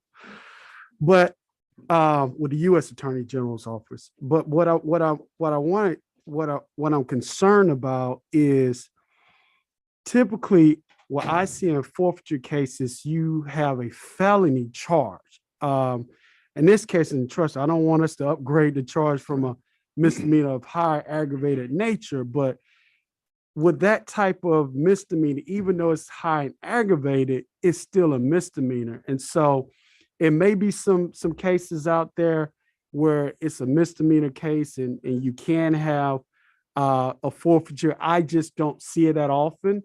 I typically see it in Superior Court, and a lot of DAs don't like to deal with it on cases like this because of the paperwork and the judicial proceedings. You see it more in high-level narcotics cases and so on and so on. So that's just my biggest concern, that we are using a as Mr. Chairman stated, a big hammer on a case of a dirt bike, which can be very nominal in value. It may not even be more than $1,000. So I just want us to just be cautious on that. But I did hear what you're saying. This actually was an issue here in the metro area with street racing. So I understand the issue. I'm just concerned about us using the forfeiture statute on misdemeanor cases. And I think the charge specifically that I looked at, was the eluding. Yeah. And I think it's a $5,000. So it would, if it was over 5,000, then from a policy standpoint, what I'd look to is perhaps us following a lien for up to 5,000 on that bike. If it's under 5,000, then it would fall within, I think, the Supreme Court decision that you alluded to, where, forfeiture can't occur for something more than what the fine would be. Exactly. Yes, sir. Yeah. And thank you, Mr. Chief. You're absolutely correct. Yes, sir. Thank you. Chairman Sisler. One of the things that Whip Bodie raised got me thinking. I appreciate the question. The non-owner operator issue. Chairman Bridget talked about a 12-year-old. I've got a 23-year-old son. If he were taking my bike, I don't have a motorbike like that. Maybe I need to go get one. But if you've got, again, an owner operator, there's no sense in which the owner has knowledge the person's going to use it this way. That's a concern maybe can speak to. Does that need to be addressed? I know that's a broader question in the civil asset forfeiture context. And then secondly, the high and aggravated misdemeanor of $5,000, you're spot on. That was really the direction I was going with my question. If courts want to let this happen, do they not have a $5,000 hammer in their hand anyway? I mean, the bike may be worth $800, but they have a $500 hammer in their hand. Is there something about the mechanics of forfeiture that makes it decidedly better and more effective than the tool the court could use? Because if they say, hey, listen, we're gonna charge you, the person may be penniless. They may not be able to write a check and have cash, but because that asset's there, is there something about the asset forfeiture mechanism that makes it more effective than the criminal penalty if it requires a conviction, which again, its ceiling's 5,000? Yes, sir. To your first question, I would answer similarly in that if your 23-year-old son took your motorcycle and you go, hey, it's mine, I didn't know he's going to behave that way, you're not the one that's being charged. So unless we could prove that, you were somehow related to that violation, then I don't see how we could initiate forfeiture. So nothing under law today would allow? Not that I'm aware of. Okay. Not that I'm aware of. And then with regard to the other, this whole notion of accountability through fines has been an interesting to watch, because with some of the Supreme Court decisions, you can't put somebody in jail for not paying a fine if they claim that they don't have the means to pay it. And so the courts wrestle frequently with the collection where you have an asset that you seize. It precludes them from using it again in the manner in which it was seized. And it also immediately telegraphs to the community that there's a significant consequence to this behavior, and it's a public safety issue and one that's taken seriously. We got a lot of folks signed up. You got a 2-second question I'll allow. Representative Montahan. I did have a quick question on the ownership piece. I mean, this may be a dumb question. If it's an $800 dirt bike, how do you know who owns it? Well, again, we have to make our inquiries, even if when we impound a vehicle, before we can turn it loose, we've got to be satisfied that, you know, the person we're turning it over to owns it. So there's inquiries that we make. It may be a hand bill of sale. It may be us tracking down who they claim they bought it from, determining ownership. So that's something we routinely do, particularly with unregistered vehicles, ATVs. Mr. Chairman, maybe more than 2 seconds. So I just want to track this because I think it's important, because I can see it happening in Paulding County tomorrow, right? Somebody says, hey, you know, they understand the law. Maybe they've gotten in trouble before, right? So this is, let's say, not the first time they're hit with this new charge, but this is the second time they're hit with a new charge. And they say, oh, I've wised up now. This is not mine. This is my daddy's, right? And I'm 22. I'm out on the roadway. This is my daddy's, right? And so if we're trying to punish them, and then $800 is not high ceiling to get on the roadway and cause these kinds of activities. So if that's what's happening, they say, well, this is my daddy's, and there is no bill of sale. I mean, you know, I've horse traded things before at a younger age, and dirt bikes, you know, 4-wheelers, everything else, didn't have no bill of sale. And so I'm just kind of curious as to how you can really prove that. I mean, on a second offense, it's not going to matter because they're going to say it's not theirs. That's just I think maybe the mechanics of this thing. I think that we often think, but I'm just failing to see to the mechanics how it's going to work. They're going to say it's not mine. I don't know. Maybe I'm mistaken, but you know. Well, We just got honest criminals. That's right. Well, We're not under oath, that's are the we? problem, right? I mean, that's why this is kind of like, well, an honest crook, right? Right. Trying to find one myself. Well, before we return it, we have to establish ownership. And, you know, this is not going to be a panacea where, you know, it's going to take care of all the problems, but I think it's certainly a significant step in the right direction of addressing this in a way that shows that we're serious and there's a consequence. And frankly, even on the cases that we've made, it's not been that difficult to determine ownership. All right. I know Jill Travis has to go to a Senate meeting, so if you gentlemen will let her come, we'll hear from Jill Travis with Georgia Association of Criminal Defense Lawyers at this time. All right, thank you.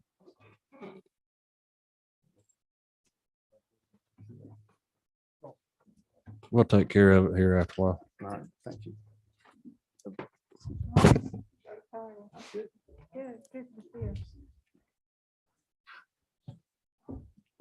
Miss Jill. Good afternoon, members of the committee. Thank you for having me. My name is Jill Travis. I'm the Executive Director of the Georgia Association of Criminal Defense Lawyers. I'm going to talk speedy. Generally speaking, we don't like to see any kind of forfeiture laws. We don't think it's an effective mechanism and tool to deal with these issues. Leaving that aside, we like the language better in the substitute version. A couple corrections that I think I would suggest that you make, and that is, I'm looking at 480535S. You all have been discussing the very specific concern of requiring conviction before you look at forfeiture of a vehicle like this, but the language on lines 15 and 16 say arrested, charged with, and convicted. You don't need arrested and charged with, because that has happened already. And if the policy of this committee is that you want it very clearly to be a conviction, then I would suggest that language be removed. The proviso in lines 18 through 20 are also do give us some comfort that they would be the proceedings would be stayed during this issue. I will say that during the course of your discussion this afternoon, this issue of ownership of the vehicle is not something that I had thought of in advance. And I'm wondering, so I'm spitballing out loud with you all to think about, a person convicted of violating this code section who owns and operates the off-road vehicle. If something had been made clear, I do know that in Chapter 16 of Title 9, ownership is something that is a requisite for establishing forfeiture, and that is a cross-reference here. But just from the nature of your discussion, I'm wondering if the bill could be improved by being very clear about the child using the vehicle. Now, I know your child wouldn't do it, but that was the circumstance that was given. I know that, or I think that there may be other witnesses that talk about the Eighth Amendment issues and whether the ATV can be forfeited. So I'm going to leave that alone. That's my 2 cents for this bill. And Miss Jill, that was one question I think several of us have had, and I would like for you to speak to it, as briefly as you can. Does the current civil forfeiture statute as it stands already give law enforcement this authority that this bill would seek to give them? As best I recall, there aren't any misdemeanors that are subject to civil asset forfeiture. I believe it's only applicable to felony offenses. And so this would be running into new territory. And then you'd be looking at the case out of Indiana, I think it's Tim's, that would, looking at I have no idea how much these things cost. I don't know if they're 1,000 or 15,000, but whether you'd pass the constitutional muster of that case would be an issue. Thank you. And remember, Miss Jill has to get to the Senate. I'll be quickly. First of all, Jeff, thank you for being here. As always, you're tremendous. Were you referring to the innocent owner clause within the forfeiture statute where the innocent owner can prove that this is my vehicle, I did not know it was being used for some type of criminal act? Okay. Yes. Okay. Thank you. Thank you. Representative Mumtahan. Thank you, Ms. Travis. Another 2-second question here. In your opening, you said that in your opinion, this was not an effective penalty.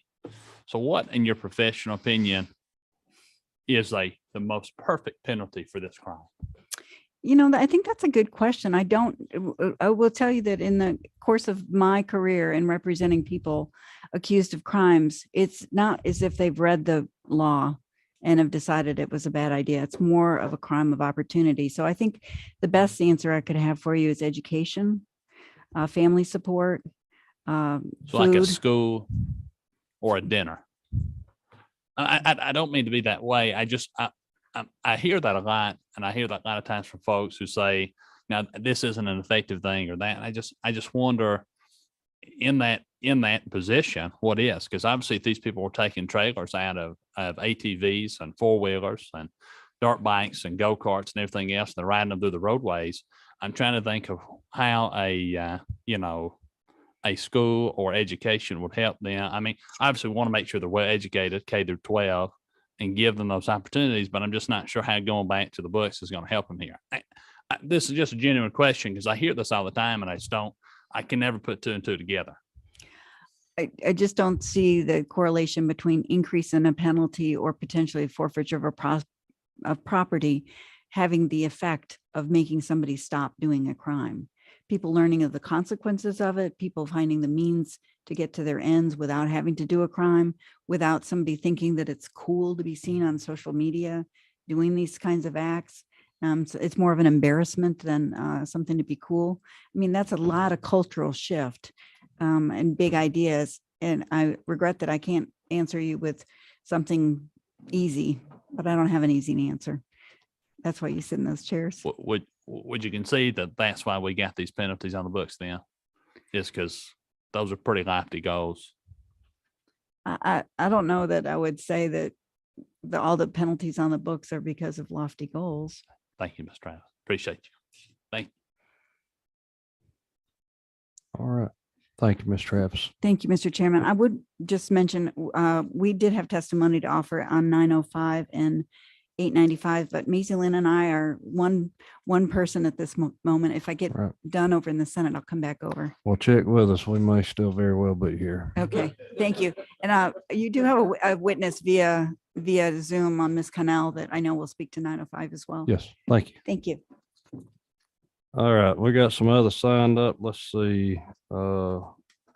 Lewis. Lewis with us? Yeah.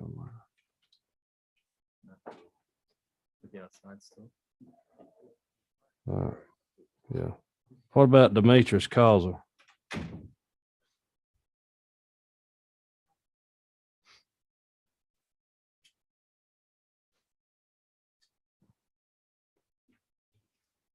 Afternoon. Good afternoon, Mr. Chairman, committee. Demetrius Causer, first year government relations associate with the Georgia Municipal Association. I can only echo everything that Chief Detmar has said. And with that, I'd like to waive the opportunity to testify before the committee. Quite serendipitously, he hit every point that I want to hit as well. So thank you. Thank you very much.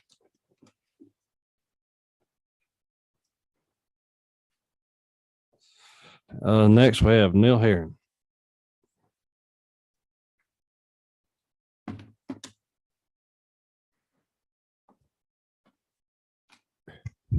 Thank you, Mr. Chairman. I'm Neil Herring. I'm here actually representing two clients. One is the Georgia Forest Watch. That's an organization that's primarily concerned with law enforcement and land protection issues in the Chattahoochee and Oconee National Forests.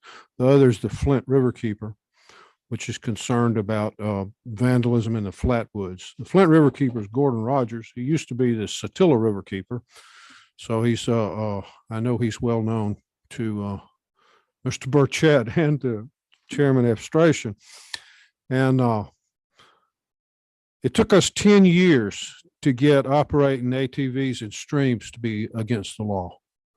The reason we got it was not because kids were getting killed on them or anything like that, because the sheriffs down in the Flatwoods discovered that vandalism on private property, the streams were the highways for the vandals. They were riding their machines onto people's property when they weren't there and tearing it up and then escaping by the streams. If they could catch them, if they could get them coming out of the stream at the culverts or the bridge crossings. You can't operate ATVs legally because they're not street legal. And that was not widely accepted until 10, 15 years ago, it finally spread through law enforcement that we're going to have to start keeping these kids off the roads. That's a public safety problem and it's against the law. Our complaints are dealing with mainly the destruction of property, the vandalism issue. Not, I don't know that the people that are doing what they're doing, I don't know that any amount of punishment or education or anything else is going to make them stop. But I went on a field trip with Georgia Forest Watch up an abandoned Forest Service road that's gated at both ends, where they have managed to cut through the red clay, unbelievable 8-foot wide trenches that are 20 and 30 feet deep. I mean, this sounds, like some kind of Western landscape or something. It's astonishing what they've done. And the only way to really stop them is we try to get the Forest Service to cut trees across the roads, just put too many barriers so they can't do it anymore. But it's not clear. I mean, they've got chainsaws. They can tow stuff. I mean, these guys, it's astonishing what they can do. They can climb trees with these things. It's amazing. I'm talking about the ATVs. The motorbikes and stuff are not an issue. This has been a real education for me because I hadn't thought about, I know it's a nuisance having people be fools on the highways and streets and stuff and danger to children and people. That's a horrible thing. Our issue is not that. Our issue is the destruction of property, public and private property, using these instruments. And I'm thinking about you all the thing about ownership and all this stuff. They can't do this without these tools, just like a burglar can't get in a house without a burglar's tools. It's the tool itself is the problem for my clients. Operators can come and go. It's the tool itself that makes it possible for them to do the harm they're doing. So forfeiture looks pretty good to us because if they ain't got it, they can't do it. And eventually they're going to stop spending money on new ones. I don't know how you determine when and why forfeiture, but I know there's enough social media out there right now taking pictures of these people doing this stuff, probably recording themselves doing it. And that seems like enough evidence to me. You've been out there, buddy. We'll take your trailer too. Hell, we'll take the car that you drug it on. So you have no issue with the bill? No, sir. I think it's an excellent bill. And the Riverkeeper tells me to tell you, we support our sheriffs. We want them to be able to enforce these laws. Thank you, sir. Thank you. Appreciate it.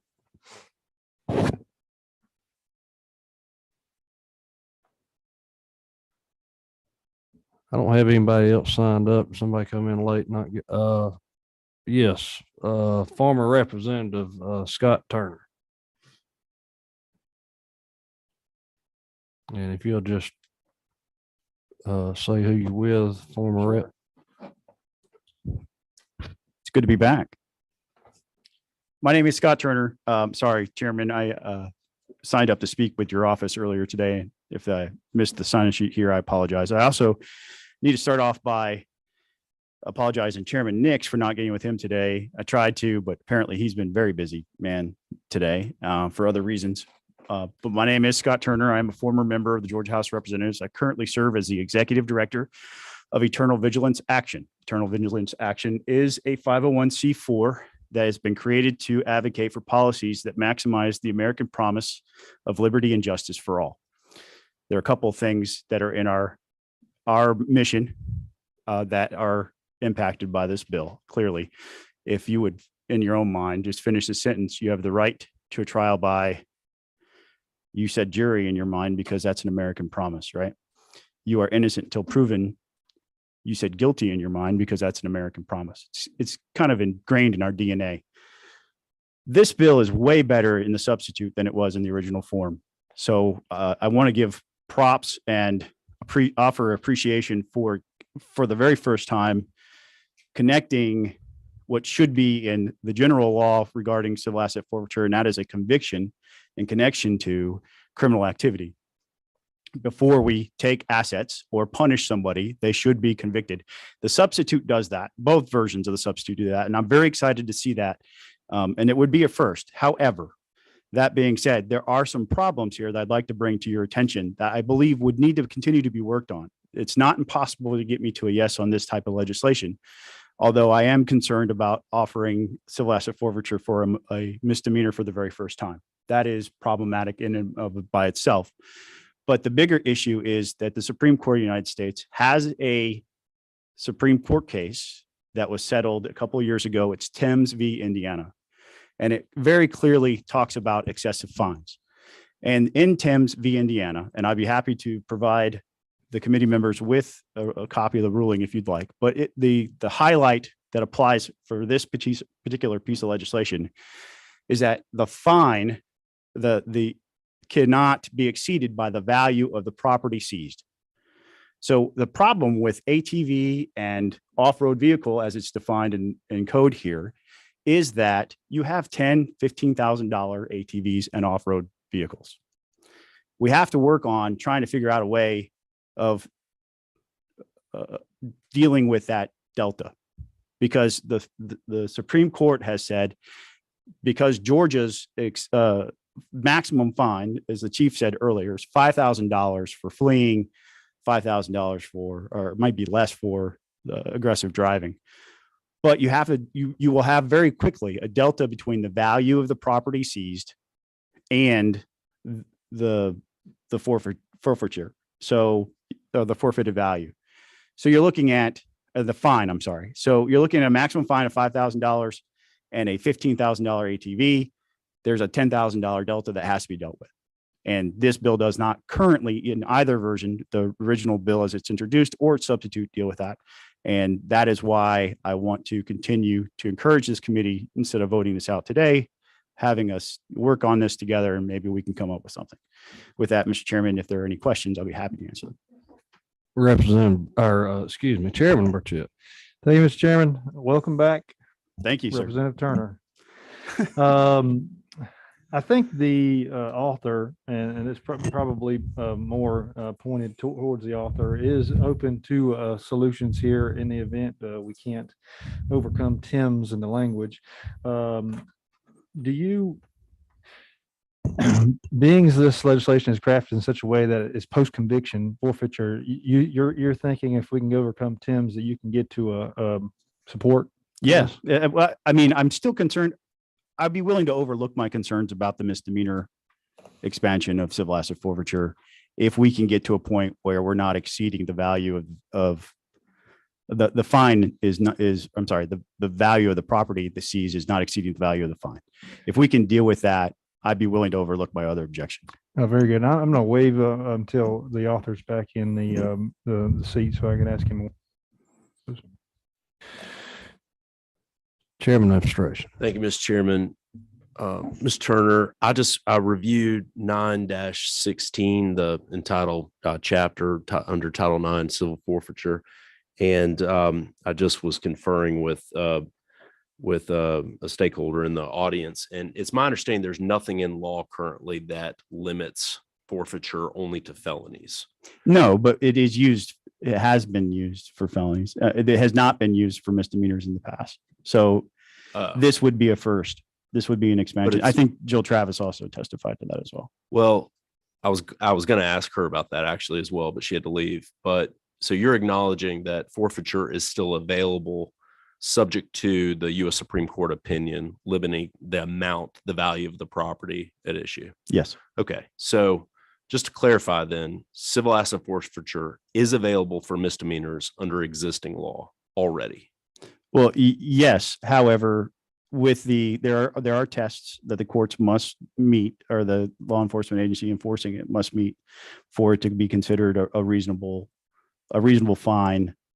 For example, you cannot, if the maximum trafficking in Georgia has multi-million-dollar fines. So most of the times, if a trailer of narcotics or contraband are seized in a civil asset forfeiture, the fine is definitely going to be in excess of the value of the property seized, the truck in this example. The contraband is not the value of the property. So we're covered there in Georgia through this, but this introduces a new wrinkle where a $15,000 ATV is in excess of the value, or the value of the fine at $5,000, the maximum fine. Yeah, but that same consideration is undisturbed by this bill. That same consideration would have to be given here as there, right? Well, it's not a problem in the felony drug cases usually because the fines are so by statute are much higher than the value of the property seized. Okay. So like in Indiana, the reason why it became a problem in Thames v. Indiana is because they seized a Land Rover that was $75,000 vehicle. The maximum fine was something like $50K, and there was a $25,000 delta. And the Supreme Court of the United States ruled that Indiana must return that vehicle to its owner. And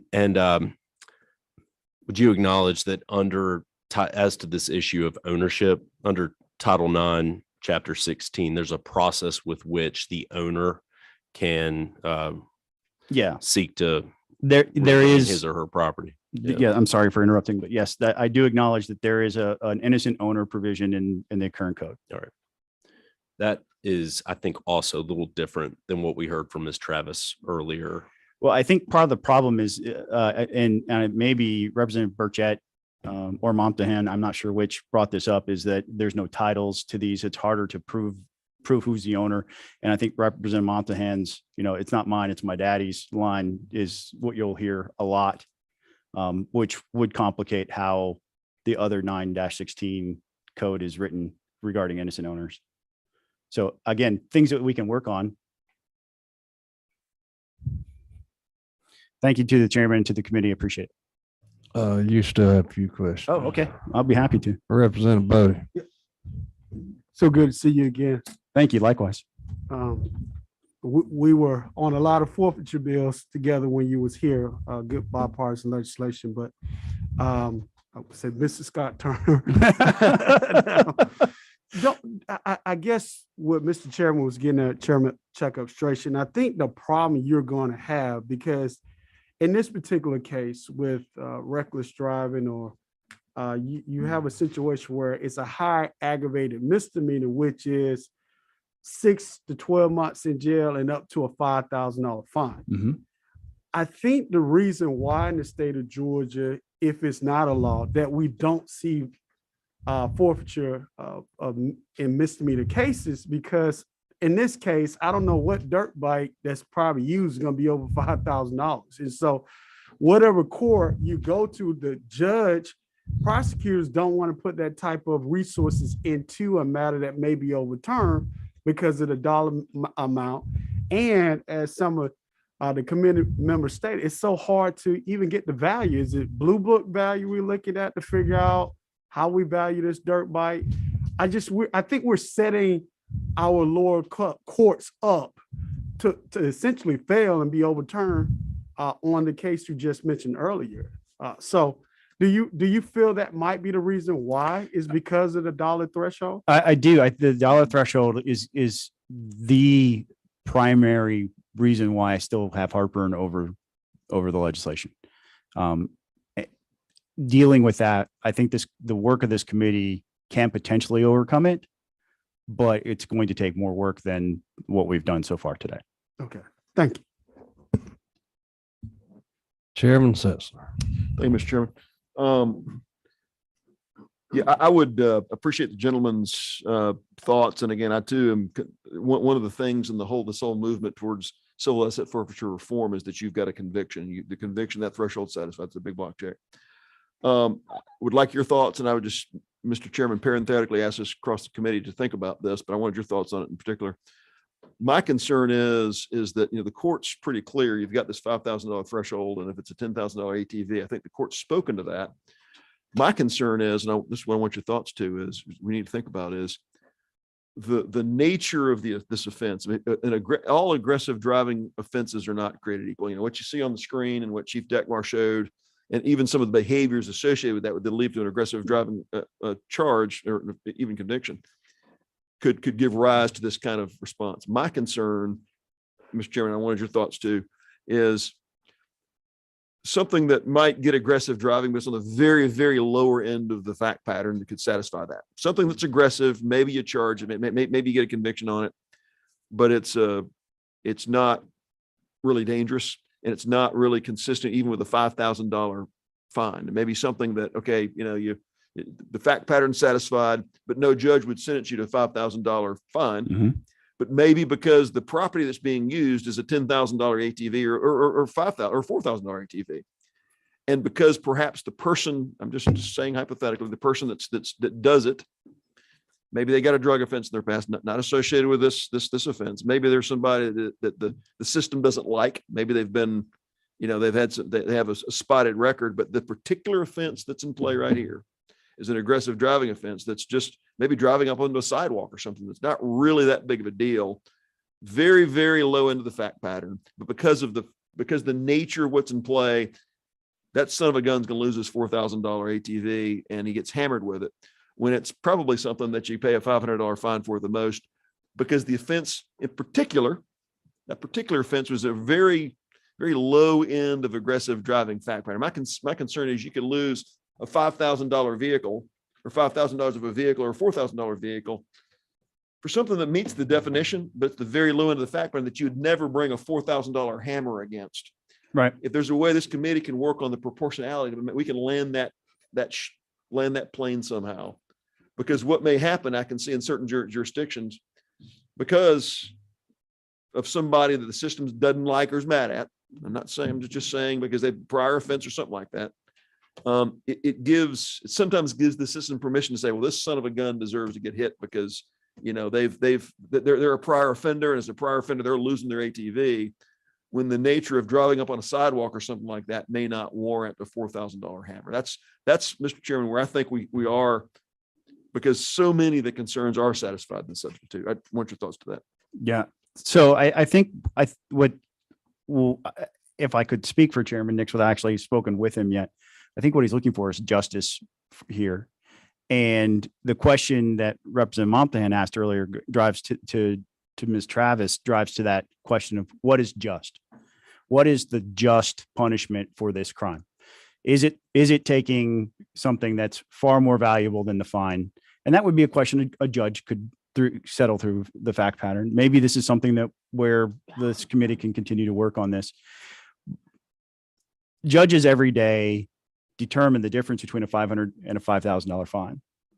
And that's one of the areas where we would need to maybe do some more work. The forfeiture things would seem to be so easy just to snap to the. It would. Forfeiture happens, full value that's 800 or 2,000.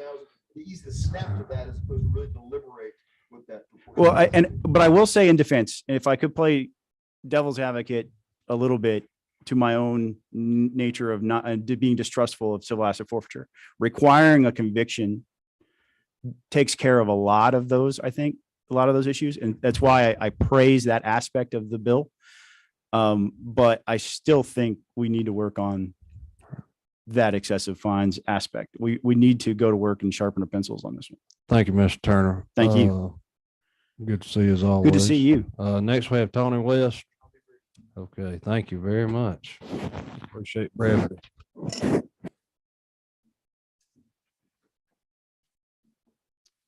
Good afternoon, committee, Mr. Chairman. Great to be here. Tony West, Deputy State Director for Americans for Prosperity, Georgia. I was also encouraged with the changes in the substitute. I don't have it in front of me, but what I glanced at, we were put a lot more at ease because generally speaking, we oppose civil asset forfeiture. We think we echo what a lot of folks have said, especially Mr. Chairman Setzler have said. We want to see a conviction before we ever take somebody's property. Our organization, we want to protect property rights first and foremost. It's a bedrock value of our republic. But I echo what Scott just said. We would encourage the committee to continue to look, see if we can find the right way to go about this, because the pictures I saw were compelling. That clearly is an issue.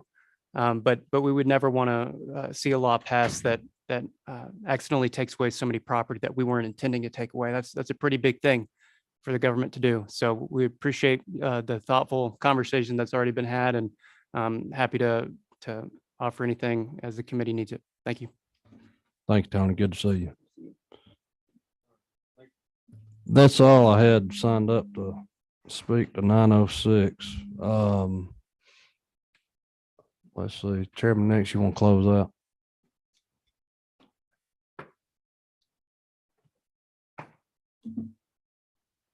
I've learned more about civil asset forfeiture than I ever wanted to learn. I think the discussion has been good. As I said early on, I don't know exactly what to propose here. I think the idea, if you'd like to continue to discuss it, to try to come up with that sweet spot, I'd like to have a pretty good idea that we could pass this thing if we get it out of here. We don't want to make it so easy that there's no teeth to it, but if we can get it where we've got some teeth to it and we can get the message out that this is not appropriate, I'm good with that. I'll have to put myself at the mercy of the chair and Mr. Hines here. He's helped me so far, so I'm good with that. If everyone else is, I want to work on it. My idea is to get something that works, that we can get out there, that our law enforcement people have a tool. Thank you, Mr. Chairman Burchett. Thank you, Mr. Chairman. Chairman Nix, thank you for bringing the legislation. And I think with your substitute, you've come a long way from where it started. And I believe that this is a endeavor that worthwhile. Few questions, if you don't mind. The way I see this issue, it seems as though we're after dirt bikes, right? Well, not necessarily. As you saw, there were some four-wheelers, ATV, all-terrain vehicles out there in the street doing wheelies and everything else. So it's, I think it would expand to that. Yeah. Okay. Well, I'm trying to kind of just fathom getting over the Tim's case, and I can just tell you in my district, these are $50,000, $60,000, $100,000 vehicles, off-road vehicles.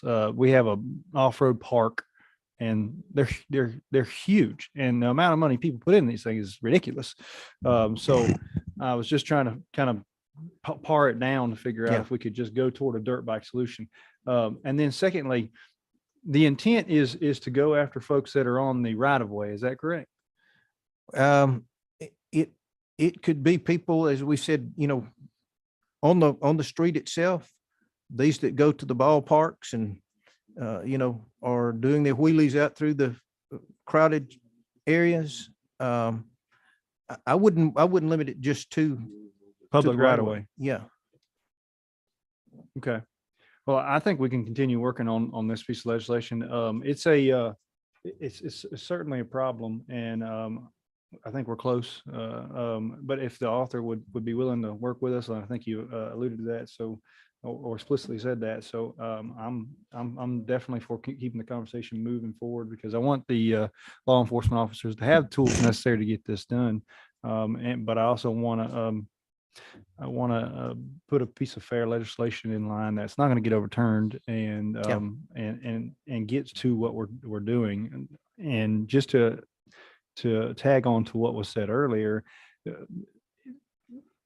our response, I think, is correct in that if somebody's, if a child is acting out, the slap on the hand stops the acting out. That's just where, what the way the generation I grew up in. And certainly for me, if my stuff is taken and I'm going to get a fine, I mean, that's deterrent from doing these things, whether or not it stops them. It's just a cost benefit analysis for these folks. But I appreciate you bringing the bill. If I may say one thing, you talking about on the right of way now. As you saw the videos at all, I've never seen these 40, 50, $60,000 vehicles doing this. Now that may be an area that is in the forest and all that I was not aware of. That was not something that I had in mind when I came in. So I don't know whether you can separate that, but mine was more the dirt bikes and what's going on the roadways and what goes on at our ballpark. I don't know. I don't think you're going to see these vehicles you're talking about out doing this. It's possible, but I have not seen those vehicles out there. Well, the right of way comment is more, I don't, so there's these parks in my district that are defined just for riding ATVs, off-road vehicles. And I don't want this to be a scenario where, you can go in there, kind of what Chairman Sessler was saying earlier, and you have someone that wants to grind an axe with somebody. They know they go to this park and they go in there and they wave them down, and that gets them, pulled into this civil asset forfeiture. So that's kind of where I was headed with that. I don't want this to extend into those parks. I mean, we're trying to catch the folks on the street that are, putting public safety at risk. So that's kind of where I was headed. Okay. Thank you, Mr. Chairman. Appreciate it. Chief, next time you come up here, let me know. I'm going to put an order in for all of us for Charlie Joseph's and the ice cream sandwiches with macadamia nut cookies. So, yes, indeed. Mustard only. Thank y'all so much. I appreciate y'all's time, and I'll get back with you as we continue to work on it. Thank you, Mr. Chairman. Thank you. All right. Next up, we have House Bill 905, Representative Rick Williams.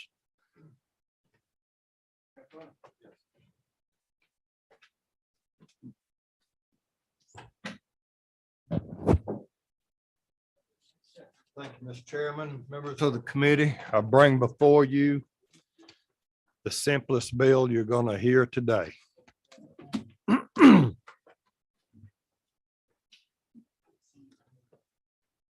All right, go ahead. This bill is brought forth from a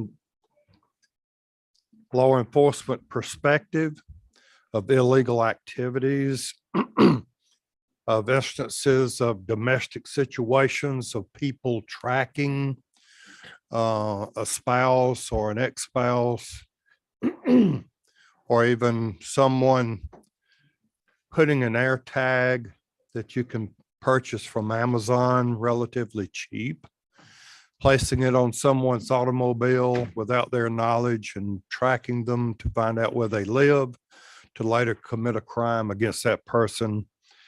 And there was a couple of, I don't have a copy of the new substitute. Thank you. But there's a couple of sentences were added because nothing in this code will apply to the automated license plate recognition. system. These automatic license plate readers that law enforcement uses. It wouldn't interfere with that. And also, I didn't realize, because I'm not a pilot, but the aircraft industry place tracking devices in airplanes, little black boxes and things like that. So it would not make that illegal either.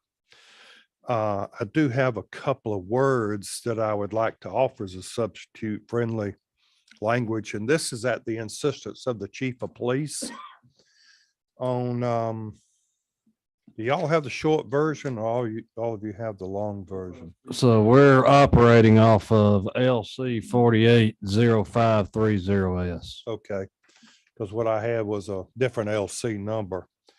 On line 51, we wanted to add after person, insert without a valid court order. I've got the current one, but I'm trying to.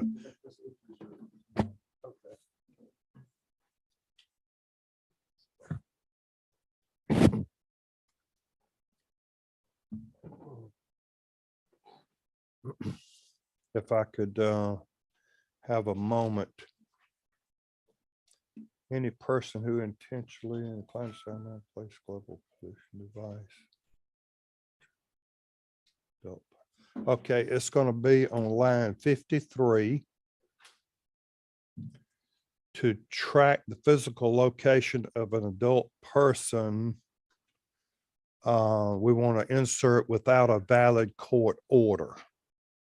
See, what we don't want to do, if the police have a valid court order, we don't want them to get crossed up in there. So the chiefs of police have asked that we insert those 4 words without a valid court order right after adult person on line 53. I'm sorry, legislative counsel, just to not, that's fine, but stylistically without order from the court, just making the language a little more succinct and stylistically, but it's Yes, doing ma'am. the same thing, if I have your permission. Certainly, yes, ma'am. I'm in a room full of lawyers and I'm not one. So thank you. Yes, ma'am. That's all. But I hope y'all understand the intent of the bill, and we've had a number of domestic situations, and especially crime as it has increased locally and in some of the towns where people have seen a young lady pumping gas at a gas station in a car, and they go by and they stick this tracking device on that automobile. They know exactly where this person lives, and they can go to her house, break in on her. And so this was brought forward by my conversations with law enforcement officers. Thank you, Representative Williams. You got anybody here to speak to the bill? Do you wish to speak to the bill? Just to say that GMA supports this bill. Noted. All right, questions from the committee, Chairman Burchett. Thank you, Chairman. Thank you, my friend, for bringing the legislation. I have a question for you. Do you think this, or is it the intent of this legislation to capture someone tracking me with my phone? No, because there's apps and you have to, I think you have to download an app and allow someone to track you with your phone, don't you? You don't have to download an app, not with an Apple phone, you don't, but someone would have to, get in your phone and hit the button and be able to track you. Oh, well, now that's if it's just, that's all I know. I'm not a wizard about these things, but I have a feeling that people are tracking us all the time. That's kind of what I'm getting to a little bit, Representative Williams, is whether or not do we think this legislation reaches that far? Well, on line 51, any person to intentionally and in a clandestine manner, clandestine, that's one of those legal words, isn't it? Chairman Smith?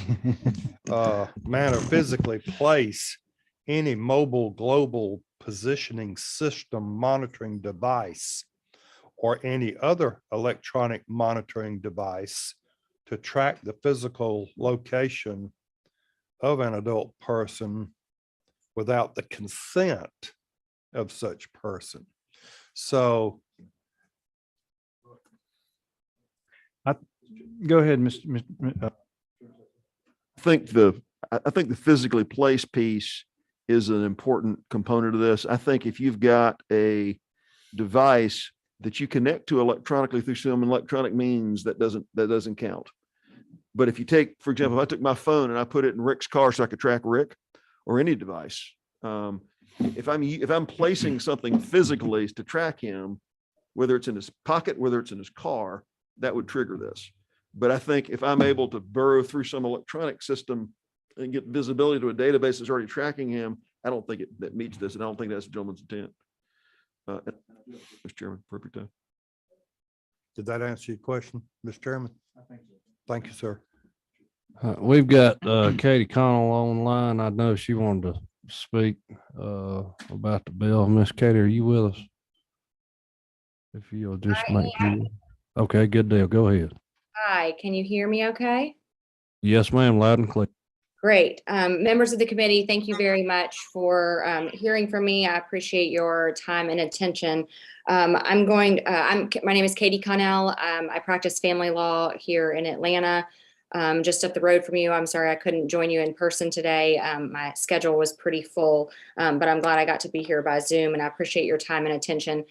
So for a little over 17 years now, I've practiced exclusively in the area of family law here in Atlanta, representing husbands and wives, dealing with cases that sometimes involve family violence and stalking. And I certainly appreciate Representative Williams. It sounds like, from what I just heard from him, that the intent is to address some of those really troubling stories that we hear about with really bad actors. And for that, I commend Representative Williams and the intent of this bill. However, I do not think that the current language, at least not as it's proposed, is meeting the objective in a way that is narrowly tailored enough not to run into other problems that are unintended. First, and just for example, one of the other committee members just mentioned a minute ago that the physical placement language is an important piece and changes the intent. I don't agree that that's how this the currently proposed language reads. It talks about intentionally and in a clandestine manner placing the mobile global positioning system. It doesn't say physically placing, and we all know that physical placement is not actually required. As the other member of this committee pointed out, we all in this day and age have cell phones, and with apps and the capabilities that they have, and thank goodness they have them, because I can't tell you how many times in the last few years I would have gotten lost somewhere without the app on my phone being able to tell me where I am and where I need to go. But nothing was physically placed on my app in order to secure that. And respectfully, I'm going to submit to you that the physical placement, that's not what this language says. It says places the mobile global positioning system and monitoring, but it doesn't actually require a physical placement. So that noted potential exception that changes the intent of the bill is just not there. Beyond that, as a domestic lawyer, family lawyer, divorce lawyer, whatever you want to call it, I have real concerns about what this would do to our industry. Again, not because it's not a laudable and important issue to address stalking and family violence. It is, and it should be addressed. But the language in this bill is not narrowly tailored enough, in my opinion. What about issues, for example, I'm just doing some issue spotting here. Ms. Katie, before I forget, just so you know, we're operating off of LC 480530S. Okay. And it did clarify physically place. Okay. Well, thank you. That's not the draft that was sent to me this morning. So I apologize for that.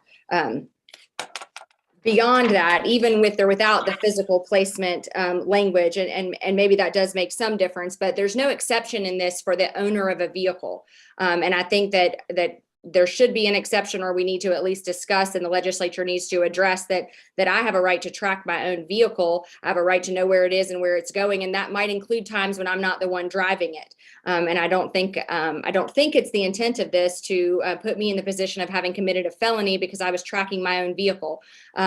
For example, what if my 17-year-old child was driving a car that I own? Shouldn't I be allowed to track that vehicle and see where it goes? But my 17-year-old child, or even 18-year-old child, is an adult, and I could be committing a felony by tracking his whereabouts in the vehicle that I own. I also agree that there are some issues with mobile phones and the tracking system that they do. Somebody pointed out the different apps. I know there's Life 360 and Find My Phone and some of those things. I agree that at least one rebuttal to that concern is that lots of those apps require the consent of the phone owner, but some of them don't. It's how a lot of, as I understand it, parents of teenagers monitor their children's whereabouts and try and keep them safe and out of trouble. And I think that if we're not careful in the way this is drafted, we could have parents committing felonies. But more importantly, in the domestic world, we end up with people committing felonies because, for example, on their child's phone or on their child's iPad is a tracking system so they can know where their child is. But when that child is visiting with the other parent and that device is then telling, for example, a divorced spouse where the child and in turn the other parent is, that parent could be inadvertently committing a felony because they were keeping the whereabouts of their child in play. Here again, it's not that I think that the concept of this is inappropriate. I think that we need to tailor this language so that we don't have estranged spouses committing felonies unintentionally, but at the same time, we need to protect the victims of domestic violence. So I think this bill just needs a little bit of work. Ms. Connell, I believe Representative Williams just wanted to respond just real briefly to you. Okay. Thank you. Am I on? Okay. Thank you, Mr. Chairman. Yes, ma'am. We do have legislative counsel in the room. And if there's a couple of words that you wish to add to this, to tailor it, but and I agree with you. I have 18-year-old granddaughter and grandchildren, and too bad I didn't have this to keep up with my children when they were growing up. But we're mainly trying to stop people from being criminally taking advantage of assault, robbery, rape, those type things. So, do you have a recommendation? We do have legislative counsel here. If legislative counsel wish to chime in. Just 1 second, Representative Williams, we'll get with her. We've sent her our contact information. She wants to submit proposed legislation or language to address these issues. Okay. And we'll get with her, and of course you'll be in that conversation. We'll talk through that. So thank you. Really, Chairman Setzler and Miss Katie, thank you for thank you, Counselor, your testimony here, and we look forward to hearing from you. Sure. Thank you for your consideration. I do think Chairman Setzler has a question. Chairman, I just wanted to say, I appreciate this bill. This is something we've been talking about for probably 5 or 6 years. Other members of this committee have been saying we need to get this done. I so appreciate you bringing this. I will say, policy wise, what this does do is a private investigator cannot walk up to your car, put a GPS tracking device in your car, and just track you because some third party paid him to do it. This bill stops that, and I think it's a good thing of that.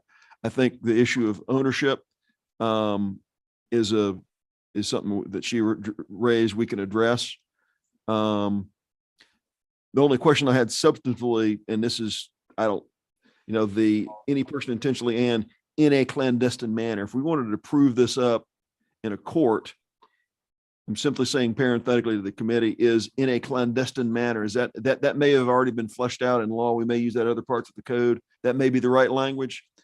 Maybe it's without the knowledge of. I mean, I do think it's an intentional, and there's got to be a without knowledge of component to that. I don't know if in a clandestine manner is the right language. I don't know if there's I didn't do a code search to figure out what the right way to capture that is.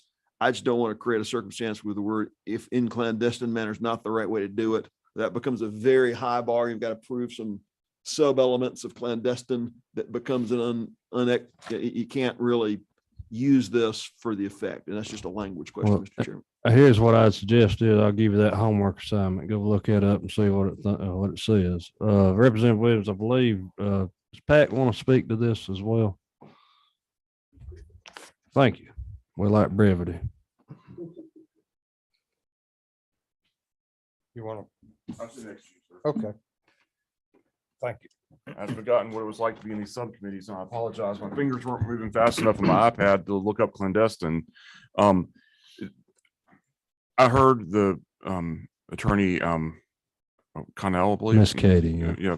And I echo, that's one of the reasons why we're sitting back here watching this bill, because there's a very delicate balance that has to be struck. Personally, I think it's struck. You want to talk about elements really quickly.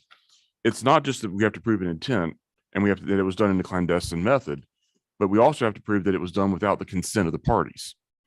So, and first of all, take off the discussion about children, because that's one of the first things I was concerned about. You know, I have Life 360 on all my phones.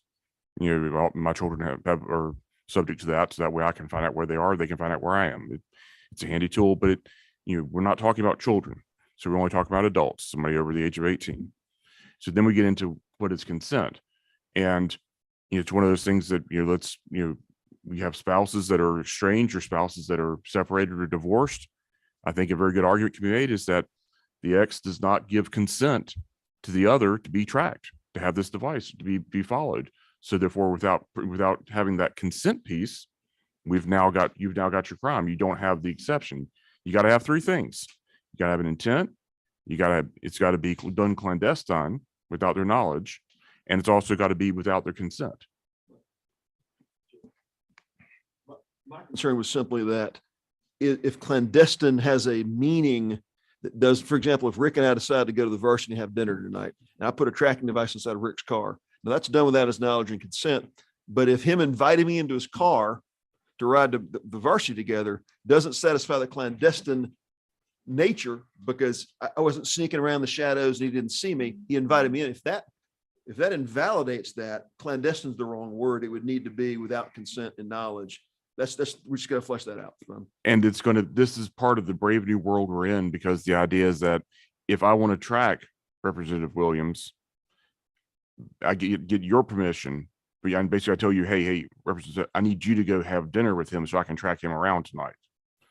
So that is a whole brave new world that we're going to have a much bigger discussion on. I love this. But as to this language and some of the issues that were brought up, I think this does strike the balance. And, I think that we, have, since we're talking about a device, we're not talking about a mobile phone. We're just talking about devices. I think that we're okay. But the clandestine is the word that I haven't had a chance to read up on yet. Well, I think it'll be a good homework assignment for everybody. I think out in West Georgia, we'd say that was sneaky, but I look forward. No, sir. Representative. We don't need you to lose your common sense. Representative Williams, we appreciate you bringing this. We'll hopefully look forward to a good result from your discussion with Mr. Smith and Miss Katie. Miss Katie, thank you for being with us and being so patient. Sure. Thank you for being with us. Thank you, sir. And now we will hear House Bill 895. I appreciate the patience of Representative Crowe and our legislative liaison from the Georgia Bureau of Investigation. Representative Crowe, go ahead. Thank you, Mr. Chairman and members of the committee, or Representative Bodie. Thank you for staying. I know it's late in the day, so I will attempt to be brief as well. Mr. Chairman, this bill was brought to me by the GBI, and what it does, it's and just to clarify, it's House Bill 895 LC 490675. As it currently stands, the prosecuting attorneys are not required to furnish the home address, date of birth, home telephone number, of a witness who is a law enforcement officer, a sworn law enforcement officer. This bill would seek to also include non-sworn employees of law enforcement agencies in that code section, and not require any person charged with a criminal offense to be furnished the home address, date of birth, or home telephone number of a witness who is a law enforcement officer or a non-sworn employee of a law enforcement agency. And they would be given their current work location, work phone number, as contact methods. The reason is many times obviously it's fairly obvious why the law enforcement officer's home address and personal phone number and date of birth and information is not given out. The non-sworn employees, though, such as your crime scene technicians, your crime lab scientists, those folks are often as important, if not more important, as witnesses in these criminal trials. And, they need to be protected, their personal information protected just as well as the sworn law enforcement officer is in these cases. So. Okay, thank you. You have anybody here you want to have testify?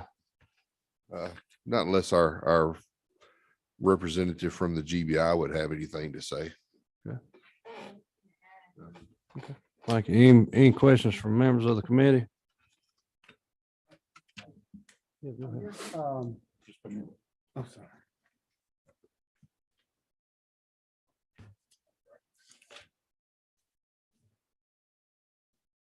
I guess one of the concerns, if we are a non-sworn employee of law enforcement agency,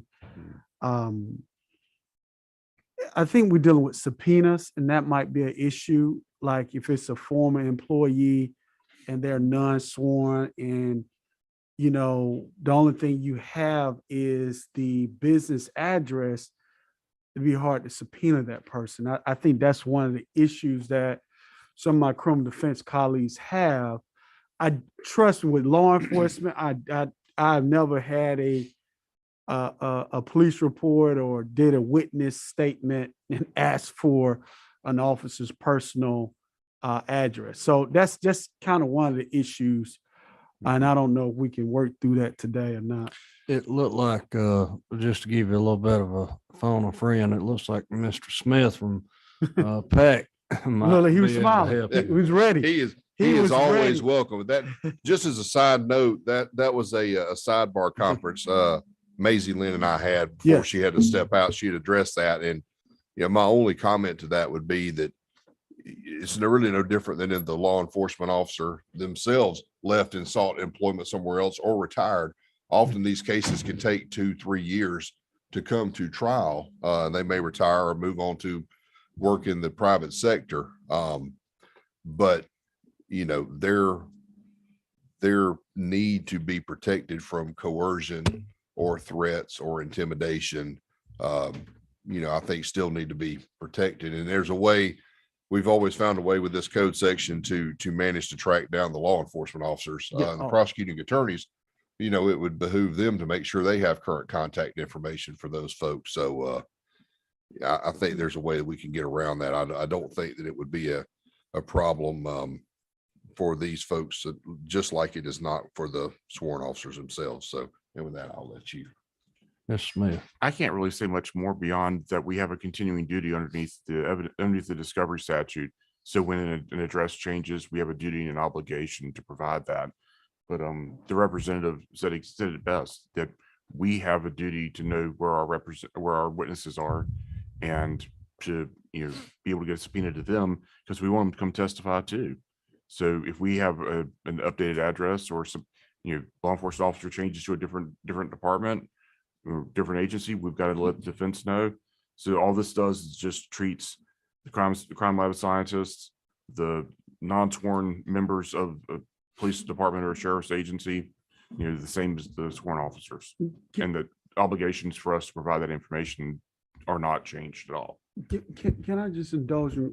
And Mr. General Counsel, I completely agree with you. And I have and practicing, I promise you, if we had a police officer that went on to the FBI or GBI, you guys are gonna find them. But it's those non-sworn employees that maybe a little bit more difficult to find. And I don't know what the remedy is for that situation, but if we don't have another business address for the individual as a non-sworn law enforcement officer and they leave that particular jurisdiction, that particular law enforcement agency, how do we get in contact with that person?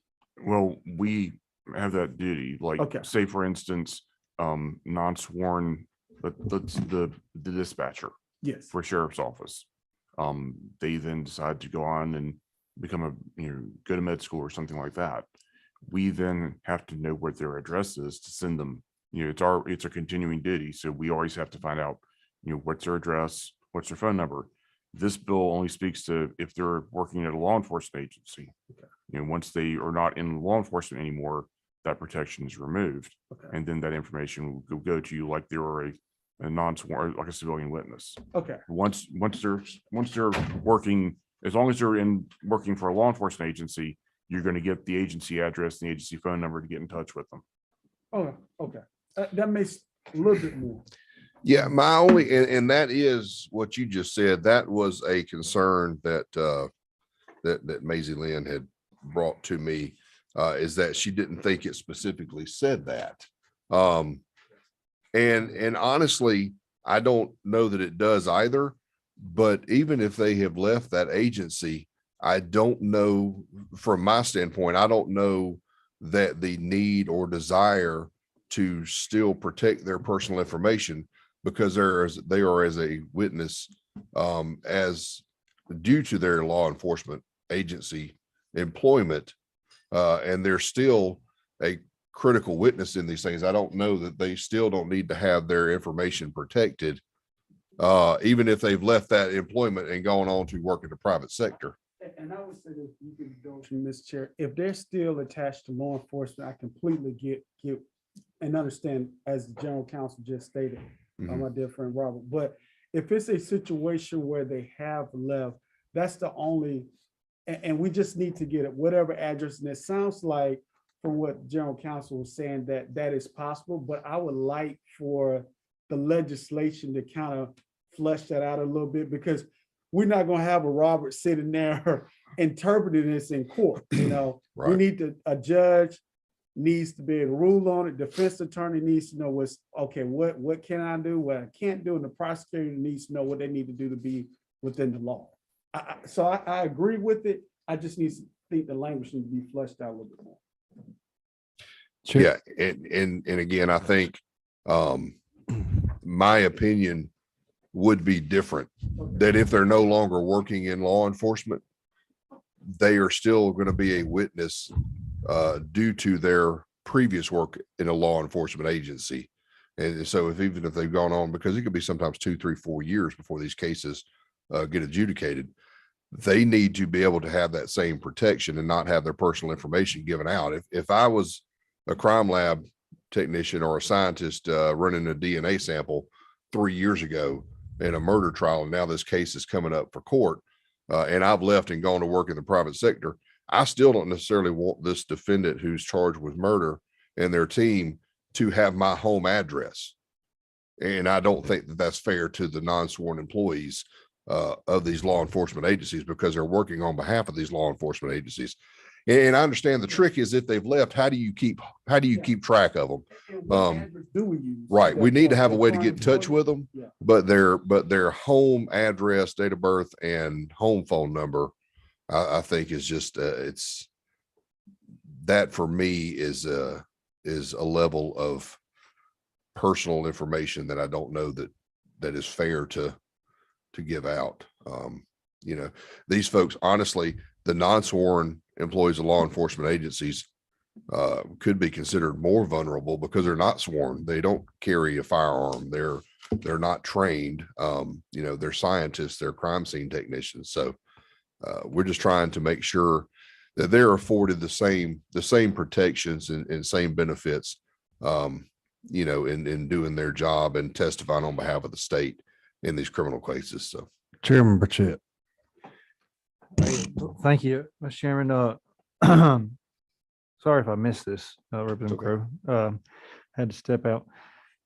So to the point we were talking about there earlier, we do need to make the distinction here that if as I understand you may disagree with this. Mhm.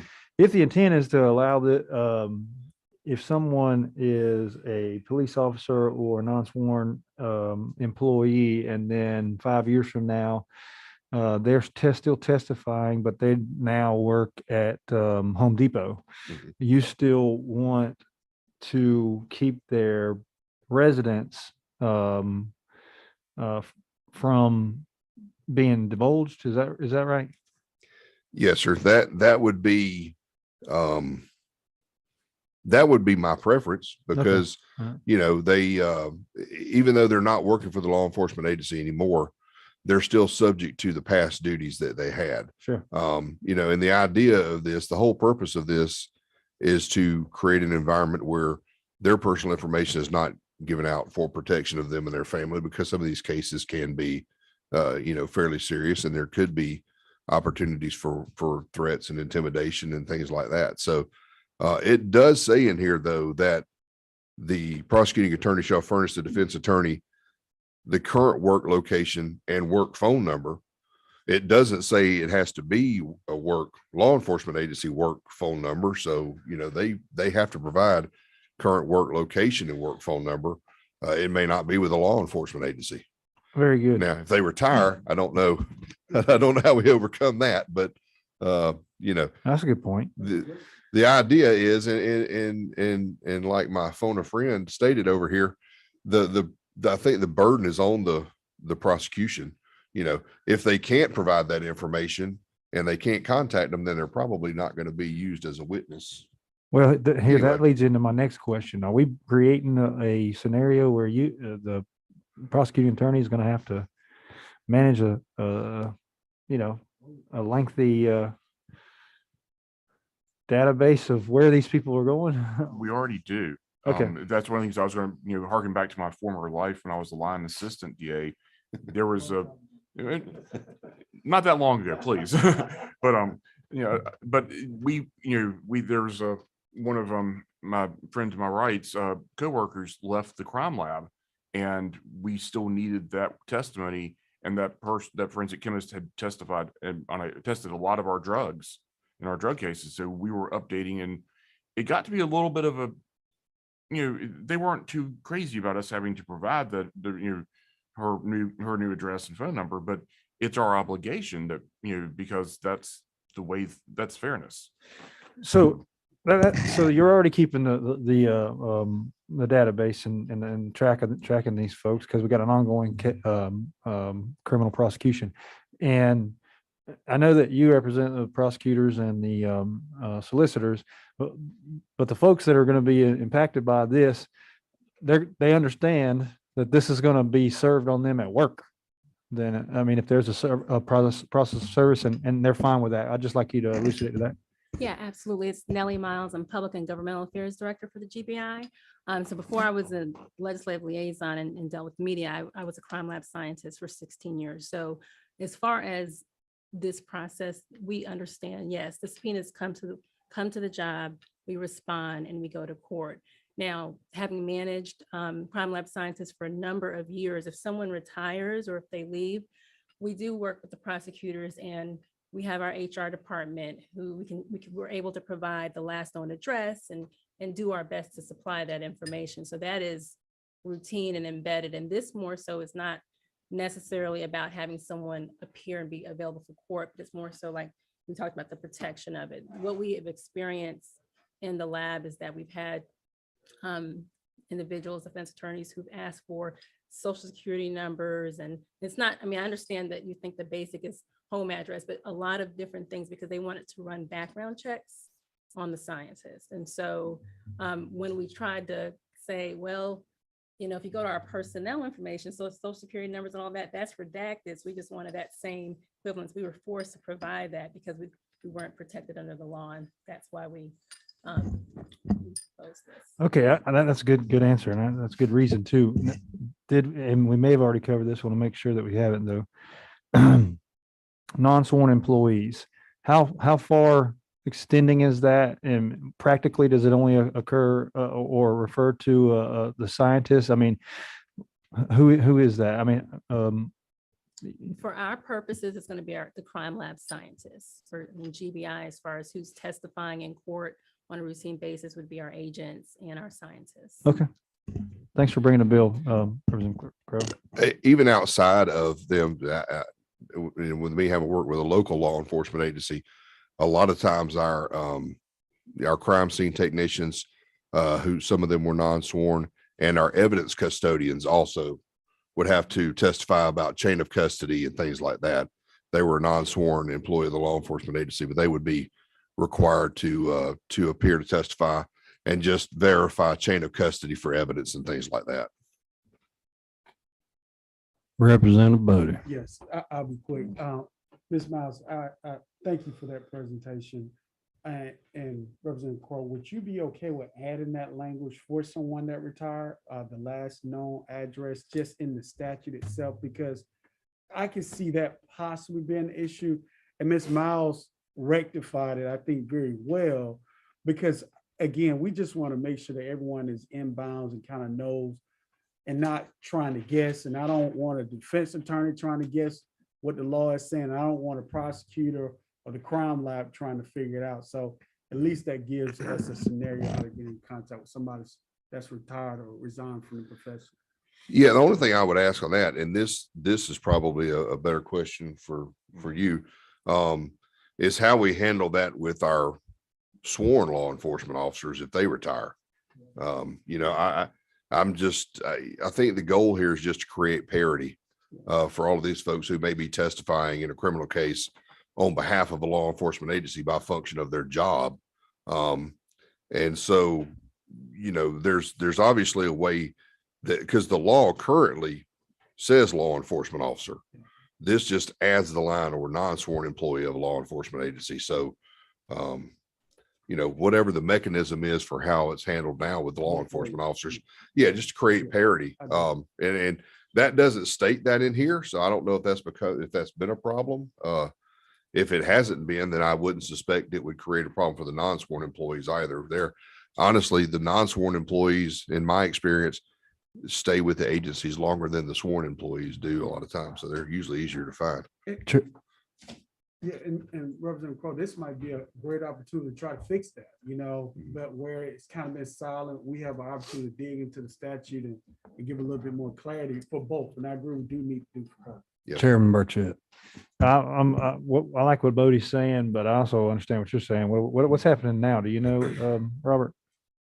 Not off my head.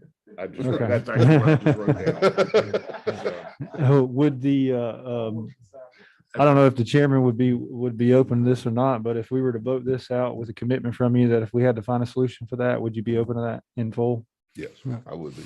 I'll entertain a motion. Motion to pass. Second. Motion to pass. All in favor, say aye. All those opposed say no. The ayes have it. All right. Moves Thank on y'all very forward. much. Thank y'all for y'all's patience. We are adjourned. Thank you. I will have some. Thank you. So.